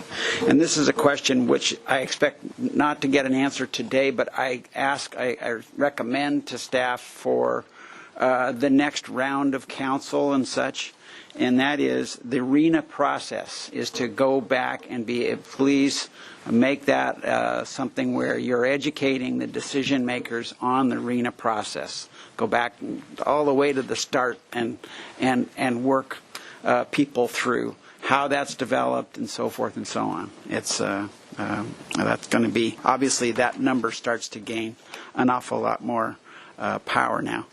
So I do remember that and this speaks to Ms. Flack's comment about that there isn't going to be any public comment today. We have a chunk later that is continued from the last meeting, not this. This is new, so I'd like to have public comment on these pieces. And frankly, I'd like to have public comment at the end if we have time as well. I want to always have the maximum amount that we can. We are going to go till 4 o'clock and stop at 4 o'clock, but that's at least the gist of how I want to handle. We certainly can, but Mickey, I mean, you have your. Okay, so we'll have Renee's report, and then you'd like to comment there, and then we'll go into the rest of what we're going to talk about. And if we have time, we'd get more public feedback. Okay? So I'm not. We could do a round of comment now, or we could wait for this report and then have a full round of comment. And that's what I would prefer to do. Does that work for everybody? Okay. Thank you. All right. So we'll proceed then with the next piece of this presentation. Okay. Thank you, Mr. Chair. And this is actually fairly brief, unless there's a lot of questions. This next segment of status of AUD projects. And as you'll recall, at the last task force meeting, the bulk of that meeting was a discussion of whether or not to apply some type of a limit on AUD projects and at what point a limit might apply. And and perhaps we should have done this before, but catching up now, providing you with periodic updates of where AUD projects are in the pipeline, and I know we do give you, I think, an update in your packet, at least written each time. So this is a table you're pretty familiar with at this point. Status of AUD units as of October 1st.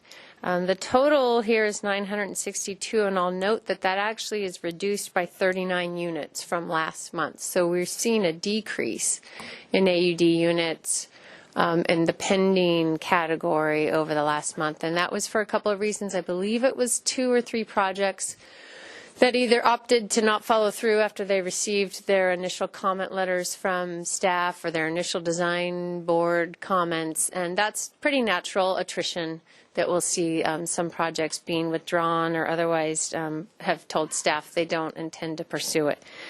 So medium high density projects there on the top line has not changed much since last month. The high density priority housing overlay is where I believe we saw a reduction of 30 units in the pending category. And this is just market rate AUD units, since that has primarily been the focus of the Housing Task Force. As you discuss a potential limit on AUD projects, you've been pretty clear that it would not apply to capital A affordable units, so I'm not reporting on the status of those projects in this presentation. This breaks it down a little bit more, and this was something you had requested would be informative for your discussion, and had we had this last month, maybe it would have helped more in the discussion. But I broke down the pending category into 3 more distinct definitions as we talk about these terms, going backward from certificate of occupancy, permit issued, project approved. We have projects that are pending but have been deemed complete. That's a term that we often refer to, and it's referred to specifically in the AUD ordinance, that any project that has been deemed complete may continue to proceed through and gaining their entitlements under the AUD ordinance, even if the AUD ordinance were to sunset. We have application accepted. That's a term that we discussed last month as a motion that the task force made as a recommendation to City Council and the applicability of any limit on AUD projects. You determined that any project application that was accepted by the city as of September 13th would not be subject to a future limit on the number of units. And so we're more closely tracking those. So that column has been added here, as well as pre-application. So that's something where we've just received a pre-consultation review by the design board, or maybe a pre-application review, but a formal development application has not been submitted. And so just showing that a little bit different graphically here. It's the same numbers, they're just shown in a stacked bar chart here. So if the recommendation of the task force that was forwarded to council were to be enacted in any future growth management measure for AUD projects, it would not affect those 841 units you're seeing above the line. It would be applicable to those that have only been so far in the pre-application stage, which is 121 units. And that's all I had on that portion of this agenda. I'm happy to answer questions, or if you wanted to take any comment on that. Great. Thank you. All right, and so let's just go around with our comments on the UFTA and everything else that we've had so far, and then I'll open it up to public comment on those pieces before we can go on with our continued discussion. Just to clarify, it's UFTA. UFTA, excuse me. I see this package of legislation as a kind of good and bad. The good part is that there's some pieces of or some financing involved in it that could be a benefit to the city, particularly the bond issue, if it passes on the ballot next year. That's a big chunk of potential funding that could benefit the city. Also, AB 1505 could support our effort to require inclusionary affordable units if we go that way. The bad part I see is SB 35, which limits sets up this limited or the streamlined ministerial review process. I don't like that. I think it puts a heavy burden on staff, and it could result in some really poorly designed project, which we don't want, especially in EPV and in other neighborhoods that are under potential impact. Also, I don't like the reporting requirements that are going to be new to the process. It's more work for staff, and I don't see any true value in the new requirements. It's just more work without much benefit. Anyway, good and bad. Thank you. Mr. Campanella. Yeah, I guess first I want to go back to commercial property, and that was looked at. I was around then in the housing element, and I guess to our surprise, because there were a lot of sites that were selected potentially, but to our pleasant surprise, a number of landowners found that the new AUD densities did provide them the ability to redevelop their property with apartments. And I think I mentioned at council meeting it was approximately 80,000 square feet of commercial that's coming off properties. More commercial than was currently there is not going on. Half of the current approved projects in the priority overlay and the test were formally being processed as under variable density as condominiums. So we check out commercial use. We converted for sale luxury condo potential into rentals. So I think this went a long way to getting where we want to go from a public policy standpoint as well on the commercial property. If we're looking towards downtown in the future, that could work as well. But I think when we have that discussion, we also have to see that near downtown has worked well for us also to try to get towards the numbers we want on our arena. As far as inclusionary, if we look at that and we look at state density bonus, 65589, both which protect someone who wants to put affordable housing in their program. That's one of the items we started the task force for, to see how do we get these buckets and brackets that we need. How do we get workforce, the workforce up to 200% or 120%, and employer housing within that, and co-ops, and also affordable. So I think maybe one of the items we should look at going forward, I hope positively based upon what the state is looking at, is we come up with a way to get those brackets by encouraging developers to produce that as part of their program. Okay, not negatively, I don't think, as much as coming up with a number that's reasonable, but also having some certainty that they're going to get through the system. Okay, the ability to get approvals is not going to be pulled because we, for some reason globally, we don't like what's going on. You got to look at that specific project.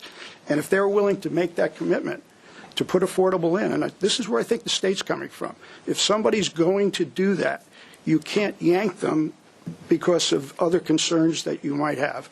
So I think I would like to look forward to that we're positively approaching this as a housing task force. And hopefully the other members feel the same way. Hopefully our study that's being done can also serve as a basis for that. And I agree as far as, the next arena coming up, how is it put together? What are the thought process? Because we don't want to do is come up short, okay, the next cycle. And that's not too many years away, I don't think. It's probably time to start thinking about that, how we can objectively come up with the potential so that when we do go into SBCAG and we're negotiating, I guess, which is part of the deal, on what municipality gets what, we can have some basis for it and feel a little more comfortable actually committing to it or committing to a good percent. So we're not subject to either embarrassment or some type of action by the state. So I'm trying to look positively on what's coming down, and hopefully as a task force we can work on that as we go forward. Thanks. Ms. Lodge. Thank you, Mr. Chair.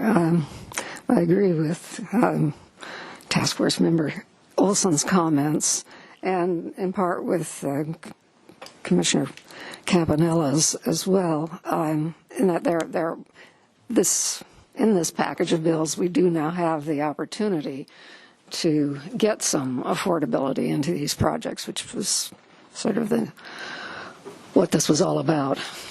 However, just sort of the state's attitude in general reminds me of it was back in the 1980s where the state established goals of fair share of affordable housing.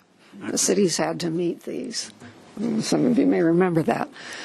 And one year the city met it, and it was one of only 5 cities in the whole state out of the hundreds that did meet it, and we met it by 700%. And it was partly because we had the redevelopment agency, and we had financing for these projects, which if you're going to get really, obviously low income and very low income and even moderate, you need some subsidization. So the state takes that away, and then they tell us we've got to do more. So it's kind of a tough spot local governments have been put in. But we'll have to deal with it. Thank you. Thank you. Ms. Murillo? Thank you, Mr. Chair. So we must comply with these rules, and I'm concerned about the staffing needs, and we'll have to budget for that. And that'll be what I focus on with Paul Casey and George Buell. We don't want to get penalized, and it looks like we're in a space where we can get some housing, but we want, as usual, we want the right kind and the right place. And so I think the mandates are coming with, they're forcing us to use more staff time to make sure that we comply. Thanks. Mr. Jordan? Thank you, Mr. Chair. So I just want to make sure I heard you right, John. You said you can't yank them because you said you can't yank them. And so I'm going to say I think you can. I think what I said before is I think there's a power shift happening. And rather than us being in charge of what's going on the ground, somebody else is telling us what we're going to do on the ground. But it's going to become, I think it should become parcel by parcel warfare, essentially. There are places in this town that fit exactly with what you're holding in your hand. There are places in this town that on paper the state would say fit into this, and they should never go there. And we've talked about this before. The south side of Haley Street and not the north side, and whether one's more impactful to the views or the neighborhood than the other side. And I think the unfortunate reality is eventually going to be when you're pushed into a corner with stuff like this, you're going to have to go find those places, and you're going to get to develop your parcel, and I'm not going to get to develop my parcel across the street. And that's the way it's going to be. Because I think they, as Bendy says constantly, I think we're going to have to work on blending those in to our city rather than pummeling them into our city. And it's going to be our burden to find a way to comply with these types of things while blending them into the city without pummeling them in. I also think that Nexus study becomes more and more important every day, because just from my frame of view, you start to see what people have made potentially over the last couple years, and is that out of whack, and should we have gotten more for what we gave up, and what we should be getting, what we should be willing to give up going forward, based on real numbers, on appropriate numbers. It's clear to me that the tide's changing, and I think our challenge is going to be to navigate that in a manner that benefits everybody in the room. So, thank you, Mr. Chair. Thank you. Mr. Dominguez? The AUD report, some of the things I'm concerned about, the results for the AUD affordable. And do we have a slide? I don't know if we have this. That's probably not on the slideshow. There's 3 categories. AUD affordable, the average number of bedrooms is 1.24. For medium high density, it's 1.84. For the high density and priority, it's 1.46. So the problem I see with only 1.24 bedrooms is it's really not appropriate for families. So by putting all of our eggs in one basket, we've really failed the working class families of Santa Barbara, this program. To only have 1.25 bedrooms in our affordable housing component is really a big problem. And then I don't know if the parking numbers are, maybe I'm misunderstanding this category. It's 124, is that parking spaces? Councilmember Dominguez, that is 124 spaces total for 5 affordable projects is what that is showing. For 251 units? Correct.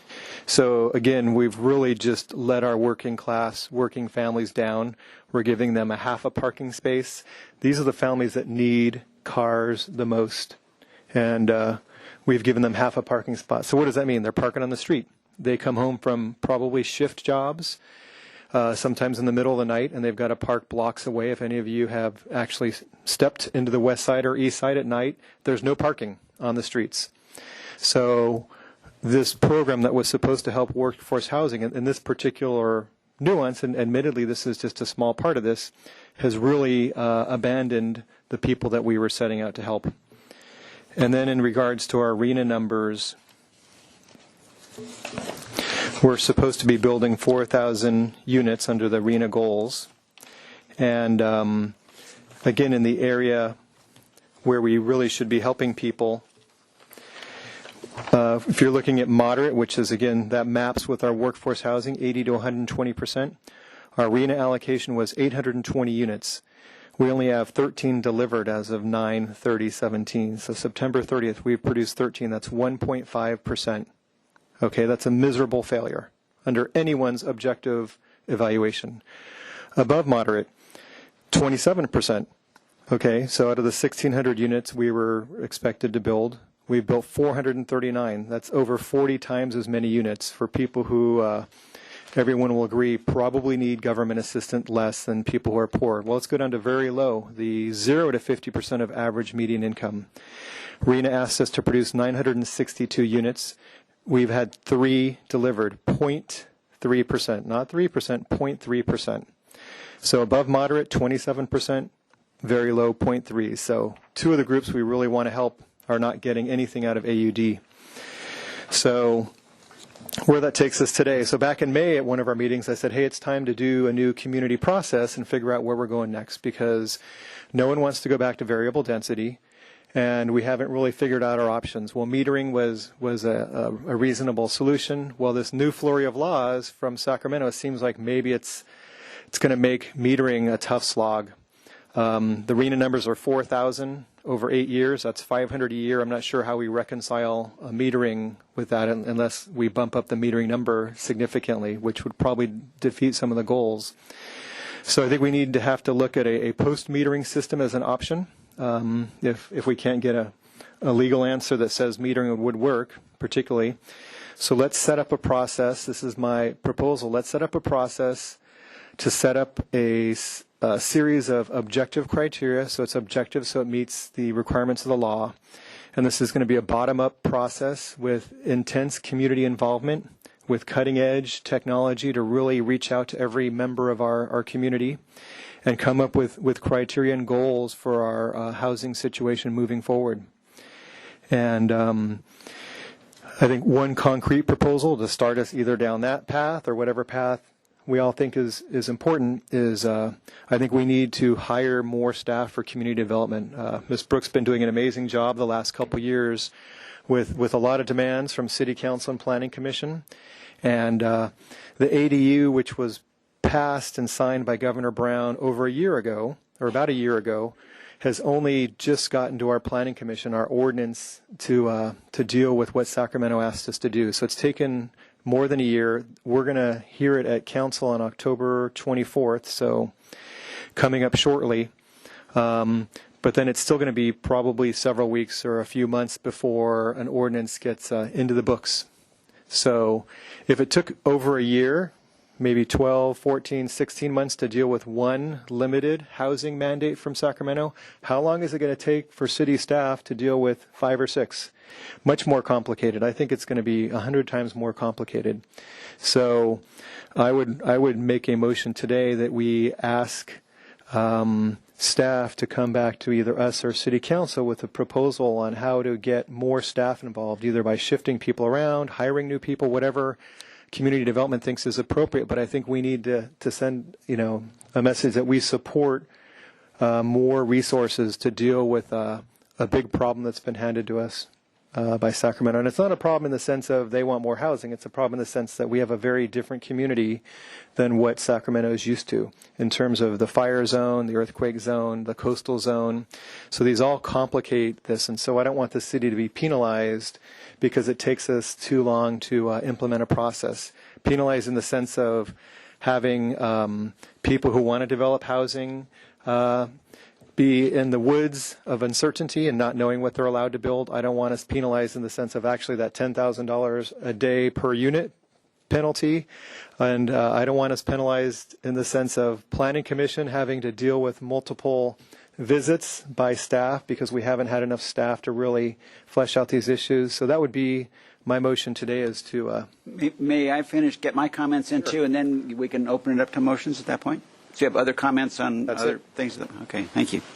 Okay, so I'll start in on the funding, the bond that was proposed to begin with. Here we're going to have was it $5 billion bond? There's no new source of revenue for it. It's like we're just going to add more debt to the state. I'm not supportive of. I mean, I just don't like that process. I like we're going to spend more money. Let's even if it's the transfer tax, which is already on the books as something that we talked about, and I thought it's a good second to the sales tax. I think it's the best place to be looking for money, and the state is grabbing onto some of that now. I wish there were an actual source of revenue for that. Obviously, we have no influence on that whatsoever. On the another piece of this whole, as we heard about the penalties for taking away housing potential, I do think we have an opportunity here. It's one that Brian Kernow's talking about with the charrette on State Street. We're talking about adding some housing on State Street. So this is one of those places where I'm hoping everybody's going to line up together and that we're going to have a stronger sense of consensus. I know not everybody thinks that housing should happen in our commercial centers, but at least it's something that's going to get a stronger look. I know there were comments about the fund zone perhaps being less compatible, but at least I hope that that's one of those places where this community is going to be able to come together behind this thing more than we've been struggling with on AUD. And also La Cubra Plaza is just another one where, again, I hope that there's opportunity there for the positive side of things. I mentioned RENA. I don't think RENA is a fair game. I think it's rigged. I think we got snookered on this last deal. And I just want to make sure that we're full players in RENA, that we have a fair share of vote and power, as well as we take our fair share of requirements. I don't think we did on this round, and here we start talking about these numbers as holy, when it was a game that was rigged and that we lost. Another area where I think we should have more RENA is in the homeless facilities. Santa Barbara provides the is it 100% of the South Coast homeless beds, and has 40% of the population. I just think that's a RENA potential area, and that it's one of those places where everybody needs to be doing our, as Ms. Lodge was saying, fair share. We're looking at these laws here. It's overwhelming. We could have no parking on some projects. I mean, we've been battling over saying one parking space is not enough, and here they're talking about projects that will have no parking whatsoever.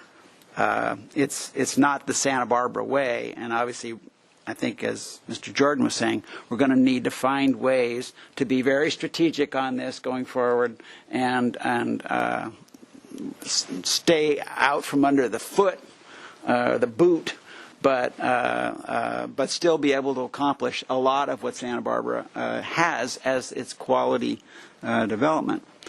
The missing middle. There were comments about that there's that piece which we're not getting, that elusive, the workforce housing. That's how do we get there and make that happen?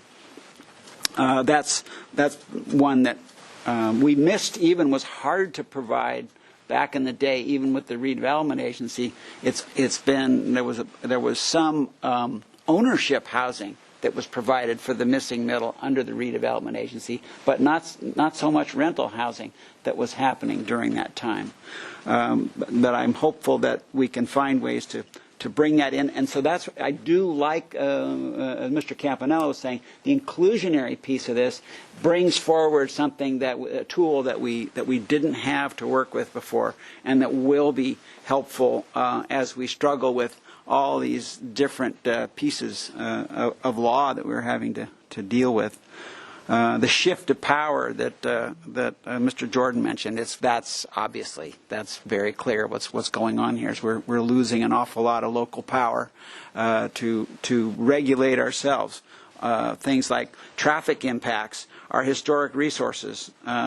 Those are troubling areas where we're just not going to be able to. We're going to have less power. I'm hopeful, however, that this State Street and commercial corridor opportunities will be an opportunity for us to pull back in some places from the more troubling areas where we're ending up with conflicts in AUD, so that we're finding something to get behind, and then we're also able to lower the pressure in some of these outer areas where we're just running into more struggles as we get as these development projects proceed. So those are my comments. Okay, and you wanted to make a motion, Mr. Dominguez? I do. Okay, and then if others do, then we have public comment. Let's do that first. Okay. And then, sorry. So Mickey, and one other person, Anna Marie, both wanted to make a comment.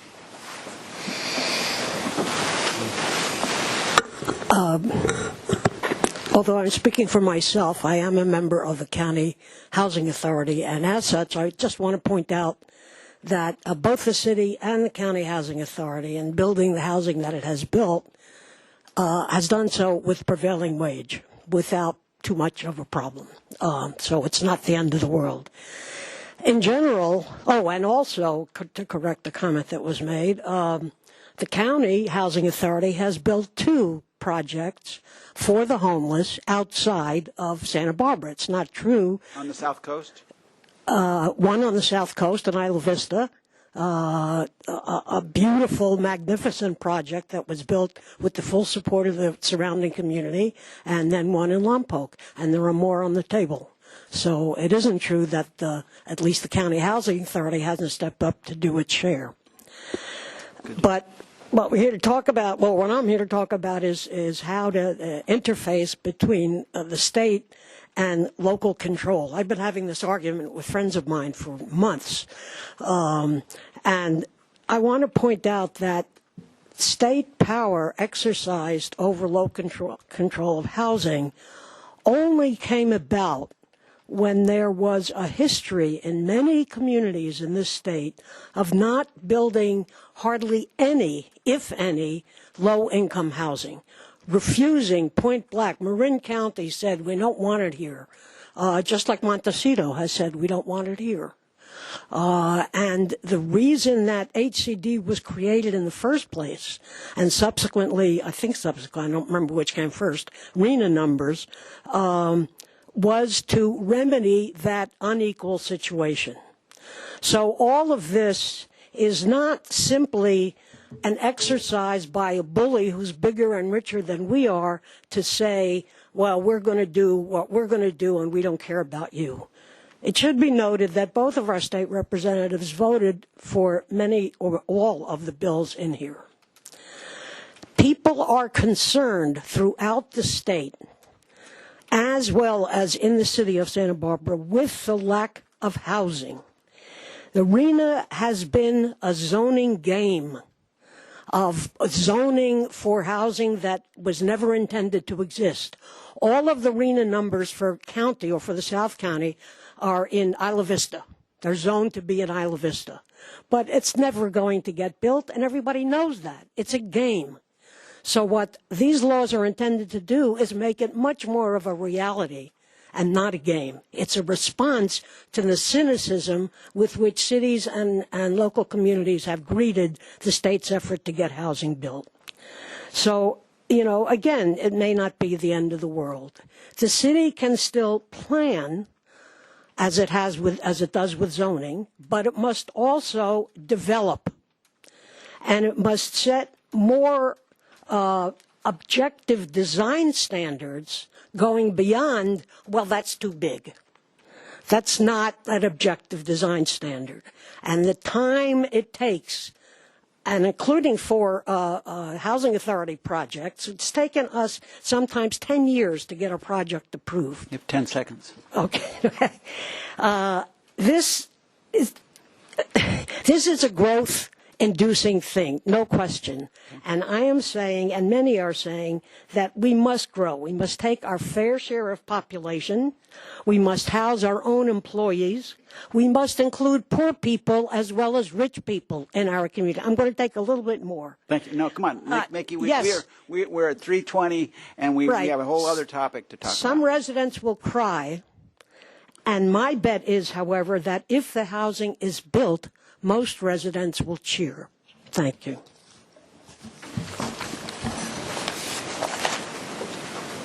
Anne-Marie Gott. Well, the presentation was awesome regarding the different laws, and some of the first questions I had, and I'm just going to go through a little bit of a list, but the first ideas I had were, one, our transit system, can I just say sucks? Fewer people are riding, it's not workable, and you're going to have to fix your transit system. If you want actually to, or if you're going to either fix your transit system or you're going to take away routes. That's what you're going to have to do, because if not, you are going to have a nightmare parking situation, which I actually, was involved in last night because I went over to the east side and I couldn't find a parking place. I drove around in circles looking for a parking place. It was 5:30 at night before people even got home. I have no idea what they do, and I can't even imagine what 835 Cannon Perdido is going to be like that when you've got the bowl, and you've got all of the other residents that are there, and you've got someone playing, at the bowl, and you've got another 1,000 people that want to park. The other thing is our sales tax. We're going to go ahead and remove commercial space, which is supposed to generate sales tax, and we don't have a plan for that. What is the plan when we go ahead and we put housing in our commercial areas and then we do not have that sales tax? You're going to have to figure that out. We talked about just a moment ago parking. Well, you all have to think about all those roof decks that you've got all over town that have zero parking. 10 seconds. More importantly, there's really some cool things that are going to be happening, but I've got a question about inclusionary ordinance regarding limited equity cooperatives and local preference. Issues with the design guidelines that they just actually talked about, that might actually really help us, and that should be fast-tracked, and we should get 100% cost recovery and right. enforcement. Thank you. Thank you. Okay. June Peugeot. Hi, thank you. June. June Peugeot, thank you for the opportunity to actually speak at this time. I want to first thank Mr. Vincent for a fantastic summary of the different laws. I hope we see more of this. I hope these can be posted on the web. I think we all have to learn a lot. As you know, it's taken us almost a whole year to learn what really is the charge in the new ADU ordinance from the state, and that was just one law. And we had the good fortune of actually, in this regard anyway, in having the actual provisions spelled out in the law, where these sets of new laws seem to put more burden on the local jurisdictions to come up with something that complies with more general standards. It's not as specific, and there's a whole lot of them. So I think I agree with those of you today who said, look, we need to take a step back. Before we start charging ahead with any more changes, what first we need to do is get a good handle on who is our staffing that's going to work on these follow-ups to these laws. Is it sufficient? And what exactly do we have to do? And that right there, and I know because I've been a planner for many decades, that right there is an extraordinary amount of work. So I urge you not to continue to barrel ahead like the emperor has no clothes, not knowing what these new sets of laws are going to do to some of the work that we're talking about with the caps and things like that. And first kind of go back to ground and figure out how these new laws affect all of that, I think. Thank you. Okay. Well, that concludes that item, except for now we're back to motions. Mr. Dominguez wanted to make a motion on a piece of it, as I understand, and maybe Correct. others. The I guess maybe kind of in the form of a resolution, but asking Community Development Department to come back with a plan either to the task force or the joint session or city council on how to devote more resources to solving some of the challenges and problems that have been raised by this new flurry of bills. Okay. May I ask Ms. Brooke, the PC City Council joint meeting, were we going to talk about this? Mr. Chair and Councilmember Murillo, typically our fall meeting doesn't focus as much on workload, but we have accommodated now the agenda title for that joint council planning commission meeting to discuss major work efforts in the planning division and prioritizing current and future work efforts. So this can be discussed then on October 26th. The kind of staffing that we'll need to deal with the state housing mandates. Yes, we can discuss that as well. Okay. So does that satisfy us? It's a step in that direction. And is there a second to the motion? Sure, I'll second it. There's a motion and a second. My gut feeling on this is that it doesn't hurt to just have that. We've had this amazing download, and so perhaps a bit belatedly, I want to thank Scott also for that. That obviously has been a huge amount of work to be able to synthesize that and bring that forward in anything resembling a PowerPoint. As the person who seconded, I guess I'll just throw my 2 cents in too, just for anybody who just thinks it's a meaningless motion, that it's going to be talked about anyhow. And everything seems to be so dynamic right now that's going on down in this building that I think it's important to reinforce that this is something that should be talked about very soon. And if the next opportunity that staff thinks they can talk about it is a joint meeting, then I think we should support that. Mr. Chair, then my second question is, does this body make recommendations to the City Council, or is it our charge that we can make a urging to staff? Is it appropriate for us to do that? I appreciate your question. We clearly report to council, but council will be at the joint session.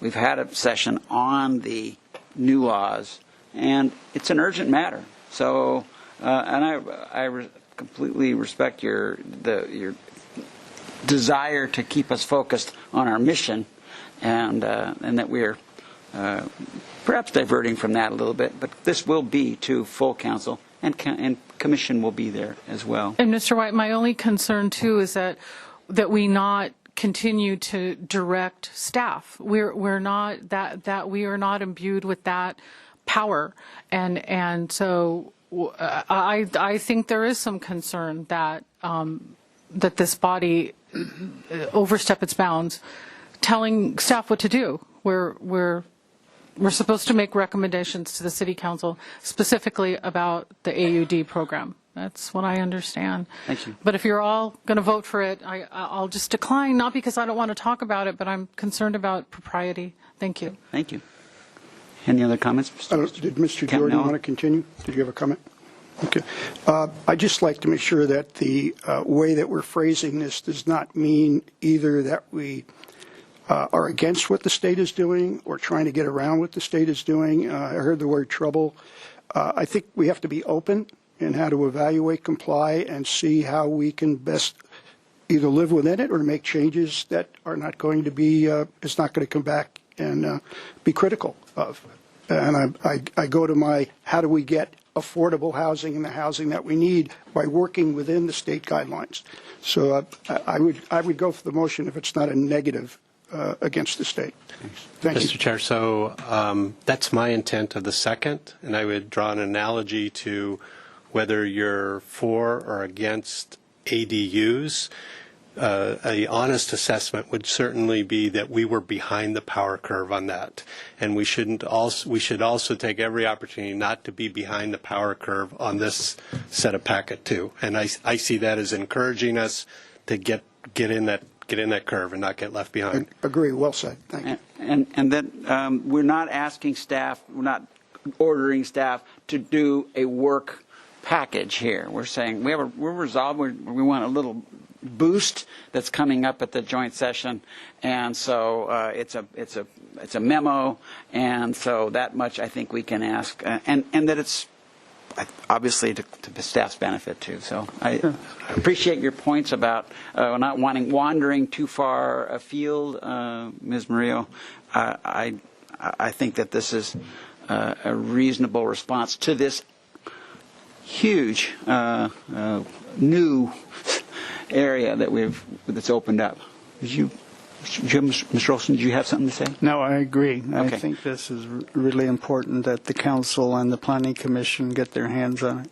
Great, thank you. I have a comment. Okay. So I'm curious why someone would see asking staff to look at more resources would be outside of the purview of this commission when we just spent the last 2 hours going over this stuff. Either the last 2 hours shouldn't have been on the agenda. I mean, it just boggles my mind. Renee Brooke is the city planner. We want more planning resources. That's the one thing that I think everyone reasonably agrees upon, is that we're really swamped with challenges and tasks. So I'm curious why someone would vote against this, why someone would vote against having the East Side, one of our lower income neighborhoods, finally have a plan. I mean, what's wrong with planning? I'd like to make a comment, Mr. Chair, that where the staff just told us they're already going to talk about the housing mandates from the state at this upcoming joint meeting. And the other thing we can consider is that adding to the staff workload of developing and working with the community on East Side design guidelines will add to their workload. So that's another thing to consider. Obviously, every part of the city deserves planning consideration. So I'm just concerned about process. Thank you. Right. All right. On that note, then, I'll ask all those in favor say aye. Aye. Aye. Opposed? Opposed. Okay, so we have another 6-1 vote here. All right, so now we have a half hour left to move forward with our continued piece, which is to look at a ranking and scoring system. Mr. Chair, I think in terms of agenda management and knowing what we have on your plate next month, I might ask for your help in determining what's the best way to use the last half hour. We know next month's meeting will be dedicated solely to a review of the preliminary recommendations and conclusions of the Nexus study and the economic feasibility studies. And clearly we won't get through this today. And so we'd be continuing this conversation into the December meeting anyway.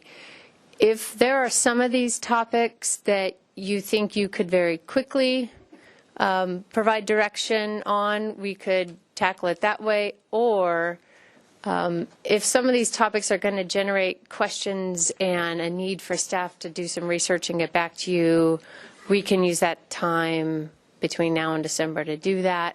I guess maybe before you weigh in on that, I'm just remind everybody what it is that we're trying to accomplish with this agenda item. As the task force recommended to council that there be, based on council's direction, that there be a limit on the number of AUD units permitted each year, there is a strong desire to be able to rank and score those projects and make sure that the highest and best projects and units get through that limit. And so this possible criteria was developed. We put this list together based on what we heard over the last couple of meetings where this topic has been discussed. Affordability, level of affordability, number of affordable units in a project, location of a project, the number of parking spaces. Some more subjective criteria like the mass bulk scale open space of a project, the level of displacement assistance for any existing tenants. And then this sustainability bullet is really pretty wide encompassing any type of, green building techniques or sustainable building techniques. So this is the list of possible criteria based on prior discussions. And so I would ask Mr. Chair and the task force how to best use this half hour, whether you want to try to tick off a couple of these or have some basic questions or comments back to staff that we can work on and report back to you in December. Well, first of all, there's the whole issue is this going to hold up? I would, where we might be able to benefit from this is, first of all, is this going to be holding up under the scrutiny of this new batch of laws? We might be able to we don't want to be, I know there's not consensus in this group of whether we should even have metering at this point, so I appreciate that's the case. But I don't want us to be working hard on something that has no chance of success. So that's one place where we could get some legal analysis of is this still a feasible option for us. We don't have time today to do, this is a full sessions topic, and so this is a 3-hour conversation. So let's not have, and particularly now as we even use up a few more, let's not start the conversation and then have to stop and then remind if it is possible, come back and do it again. Sure.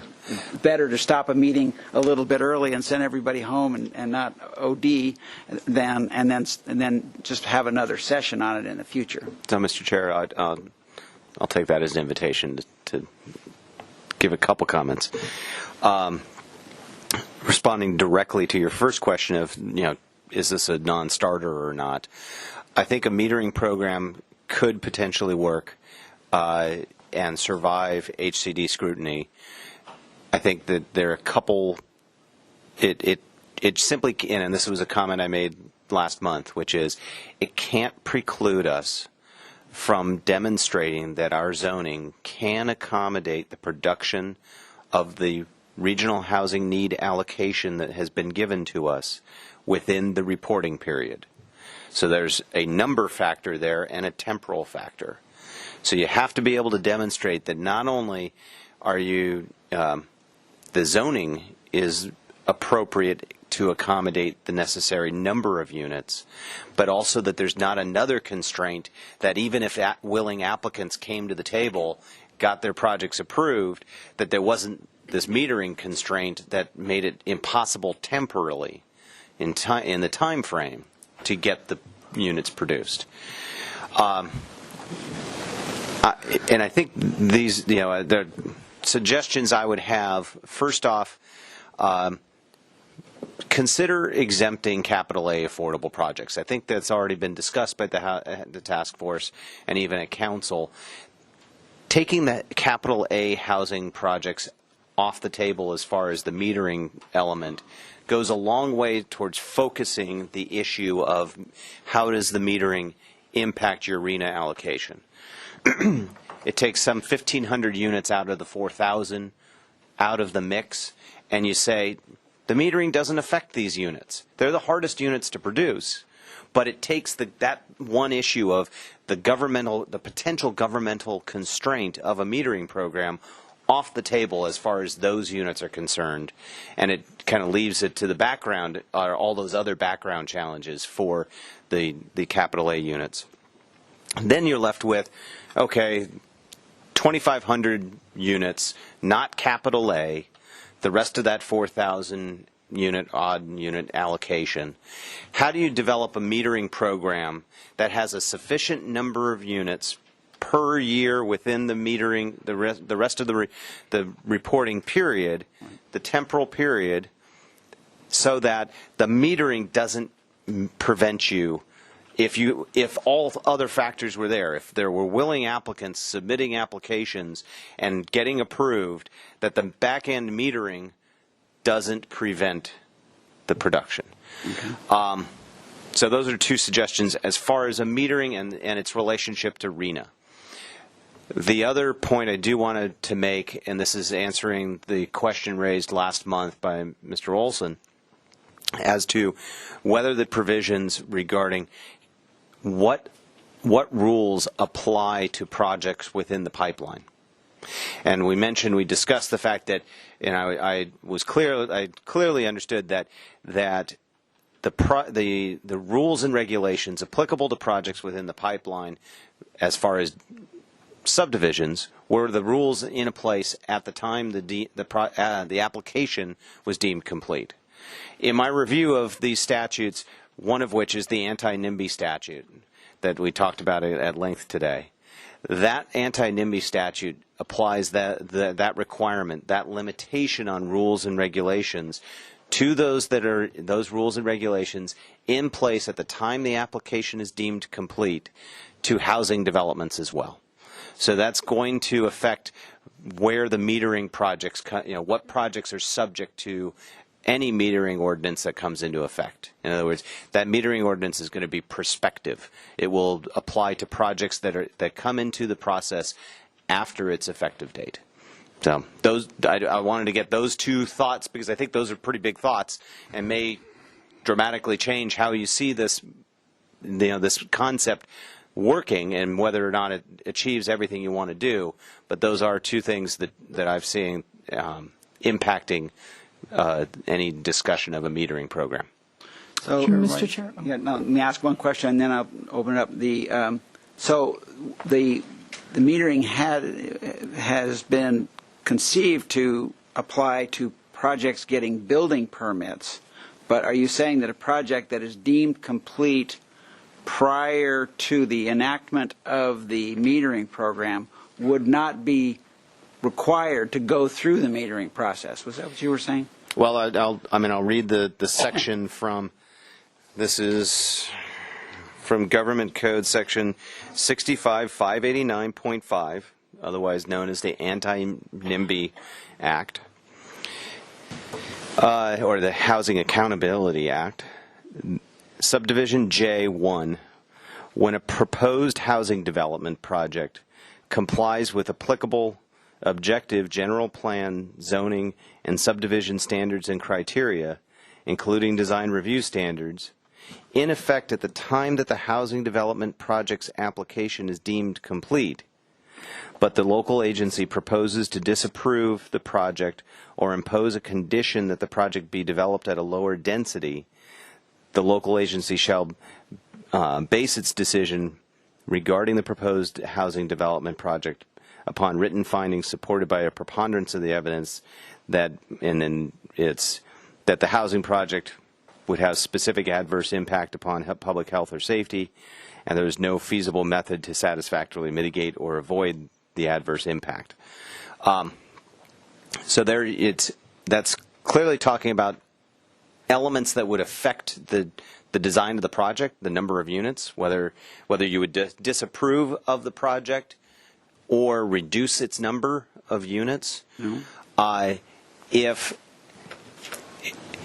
the metering is on the back end and the standards haven't affected the number of units, hasn't caused a disapproval of the project, hasn't caused a reduction of the units of the project, wherein it does it, so then does it apply to the priority that project gets for a building permit?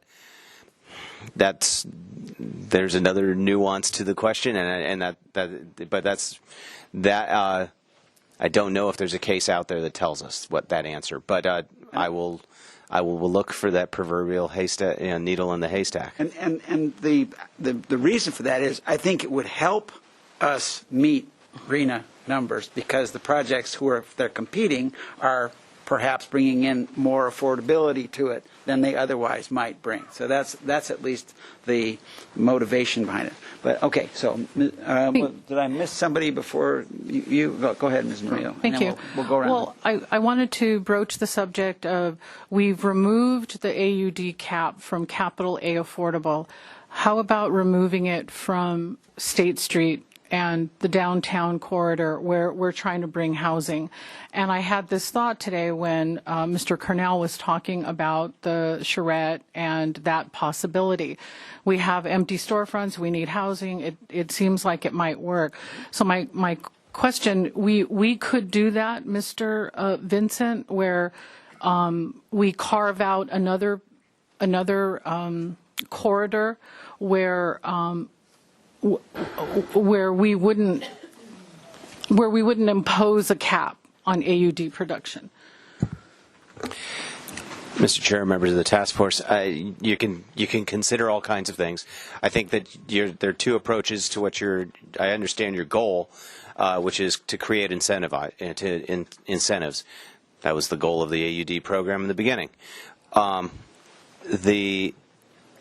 As far as the geographical limitation, you could either have that as another exemption, or you have that as you put that as a priority way of scoring within your limitations. So if you are locationally beneficial, then you get higher points because you could kind of get at it either way. You may not necessarily want to have an exemption entirely for those locations, but you may want to give projects that are proposed in those locations a higher priority within the metering so they get built first. But my concern would be that what commercial property developer would take the chance and develop a project and raise capital and make an investment if they had some assured path that they would get to 30 units or 70, depending on, the Macy's property is pretty big. I know they're looking at that and on October 21st. So the 125 cap seems like a detriment, like it's a disincentive that someone would take the trouble to put some housing on state. So that's why I was thinking geography, not so much category, but I'd love to have that discussion today and even make a motion if there's time. We got 16 minutes left, so we're just going to be able to have comments from each today, and then we'll return to this and continue with this devised and ranking scoring system. Yeah, thanks. Mr. Olson? Mr. Vincent, given what you found on deemed complete for rental housing, and our action, our recommendation at the last meeting where we I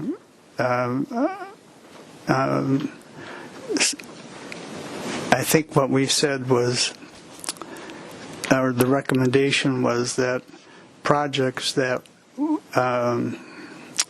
had been accepted as of September 13th would be exempt from the 125 cap. So that recommendation needs to be amended or changed because of the deemed complete state law. Or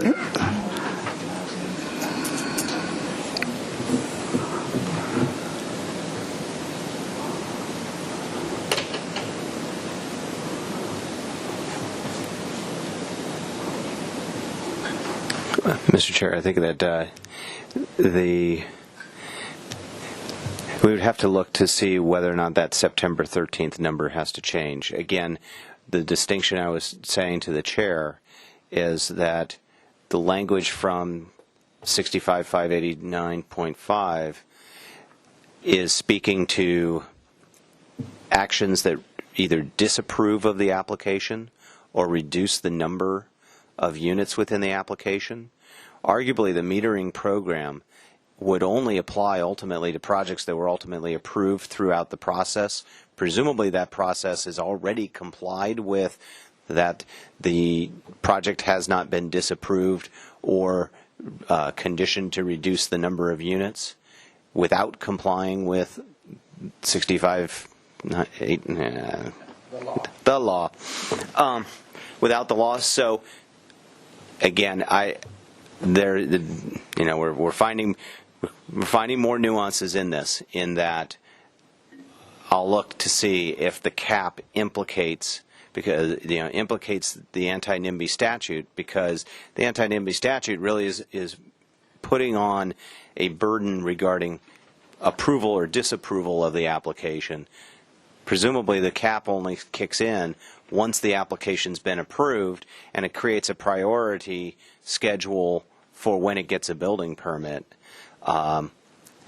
Yes, that it does, in fact, it will impact how the project is viewed with a new lens, and so I got to see how that plays out. But it's if you've already approved the project and you haven't disapproved it and you didn't reduce the number of units in order to get to yes, then the cap arguably doesn't implicate what that statute's getting at. yeah. So you're going to look into this. I'll keep on looking.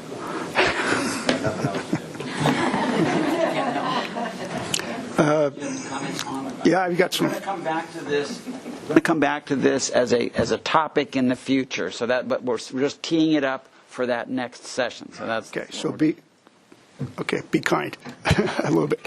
I don't know why we are talking about this, given the laws we just went through. Okay, we have design review for rental projects, arduous. Okay, we have a building permit process for projects, a total of 29 units, one project, one trial project in the last 17 months has gotten building permits. Okay, we have a very long system that when it comes out the other end, it's done right. Okay, we hope.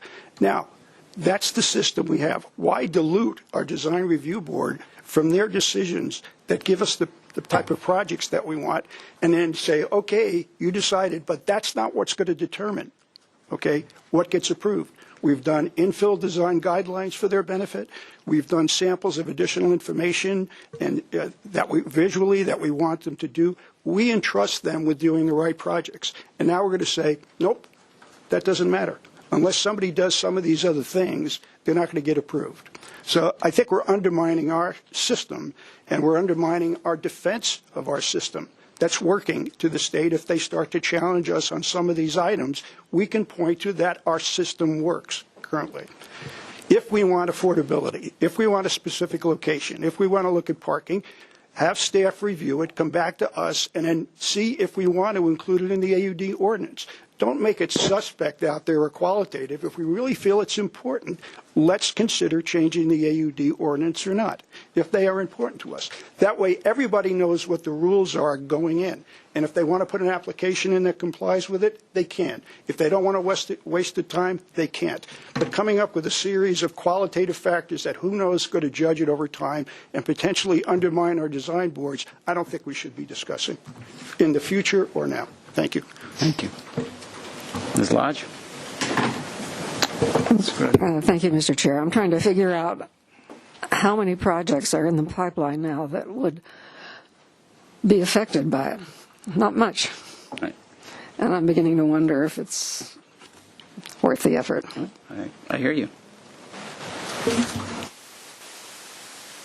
Ms. Marie, any other comments at this? Okay. Mr. Jordan? So I'm, as always, confused. So we're actually supposed to be talking about ranking, and we're stuck on metering.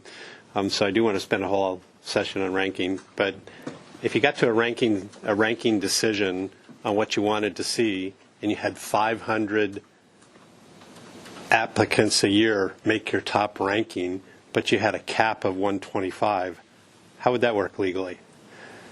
You'd be screwed, right? I mean, you guys just talked for like 10 minutes on the merits or legalities of metering, but this metering question seems to be in a huge gray area. Every time you see a piece of new legislation, the metering question seems to be in a huge gray area, because even if you said exactly what you wanted and you got way more of those than you wanted, it would run up against this cap or a cap, any cap. And isn't that contradictory to the law? Well, I would say that if you truly had ties, then you would go to some form of lottery.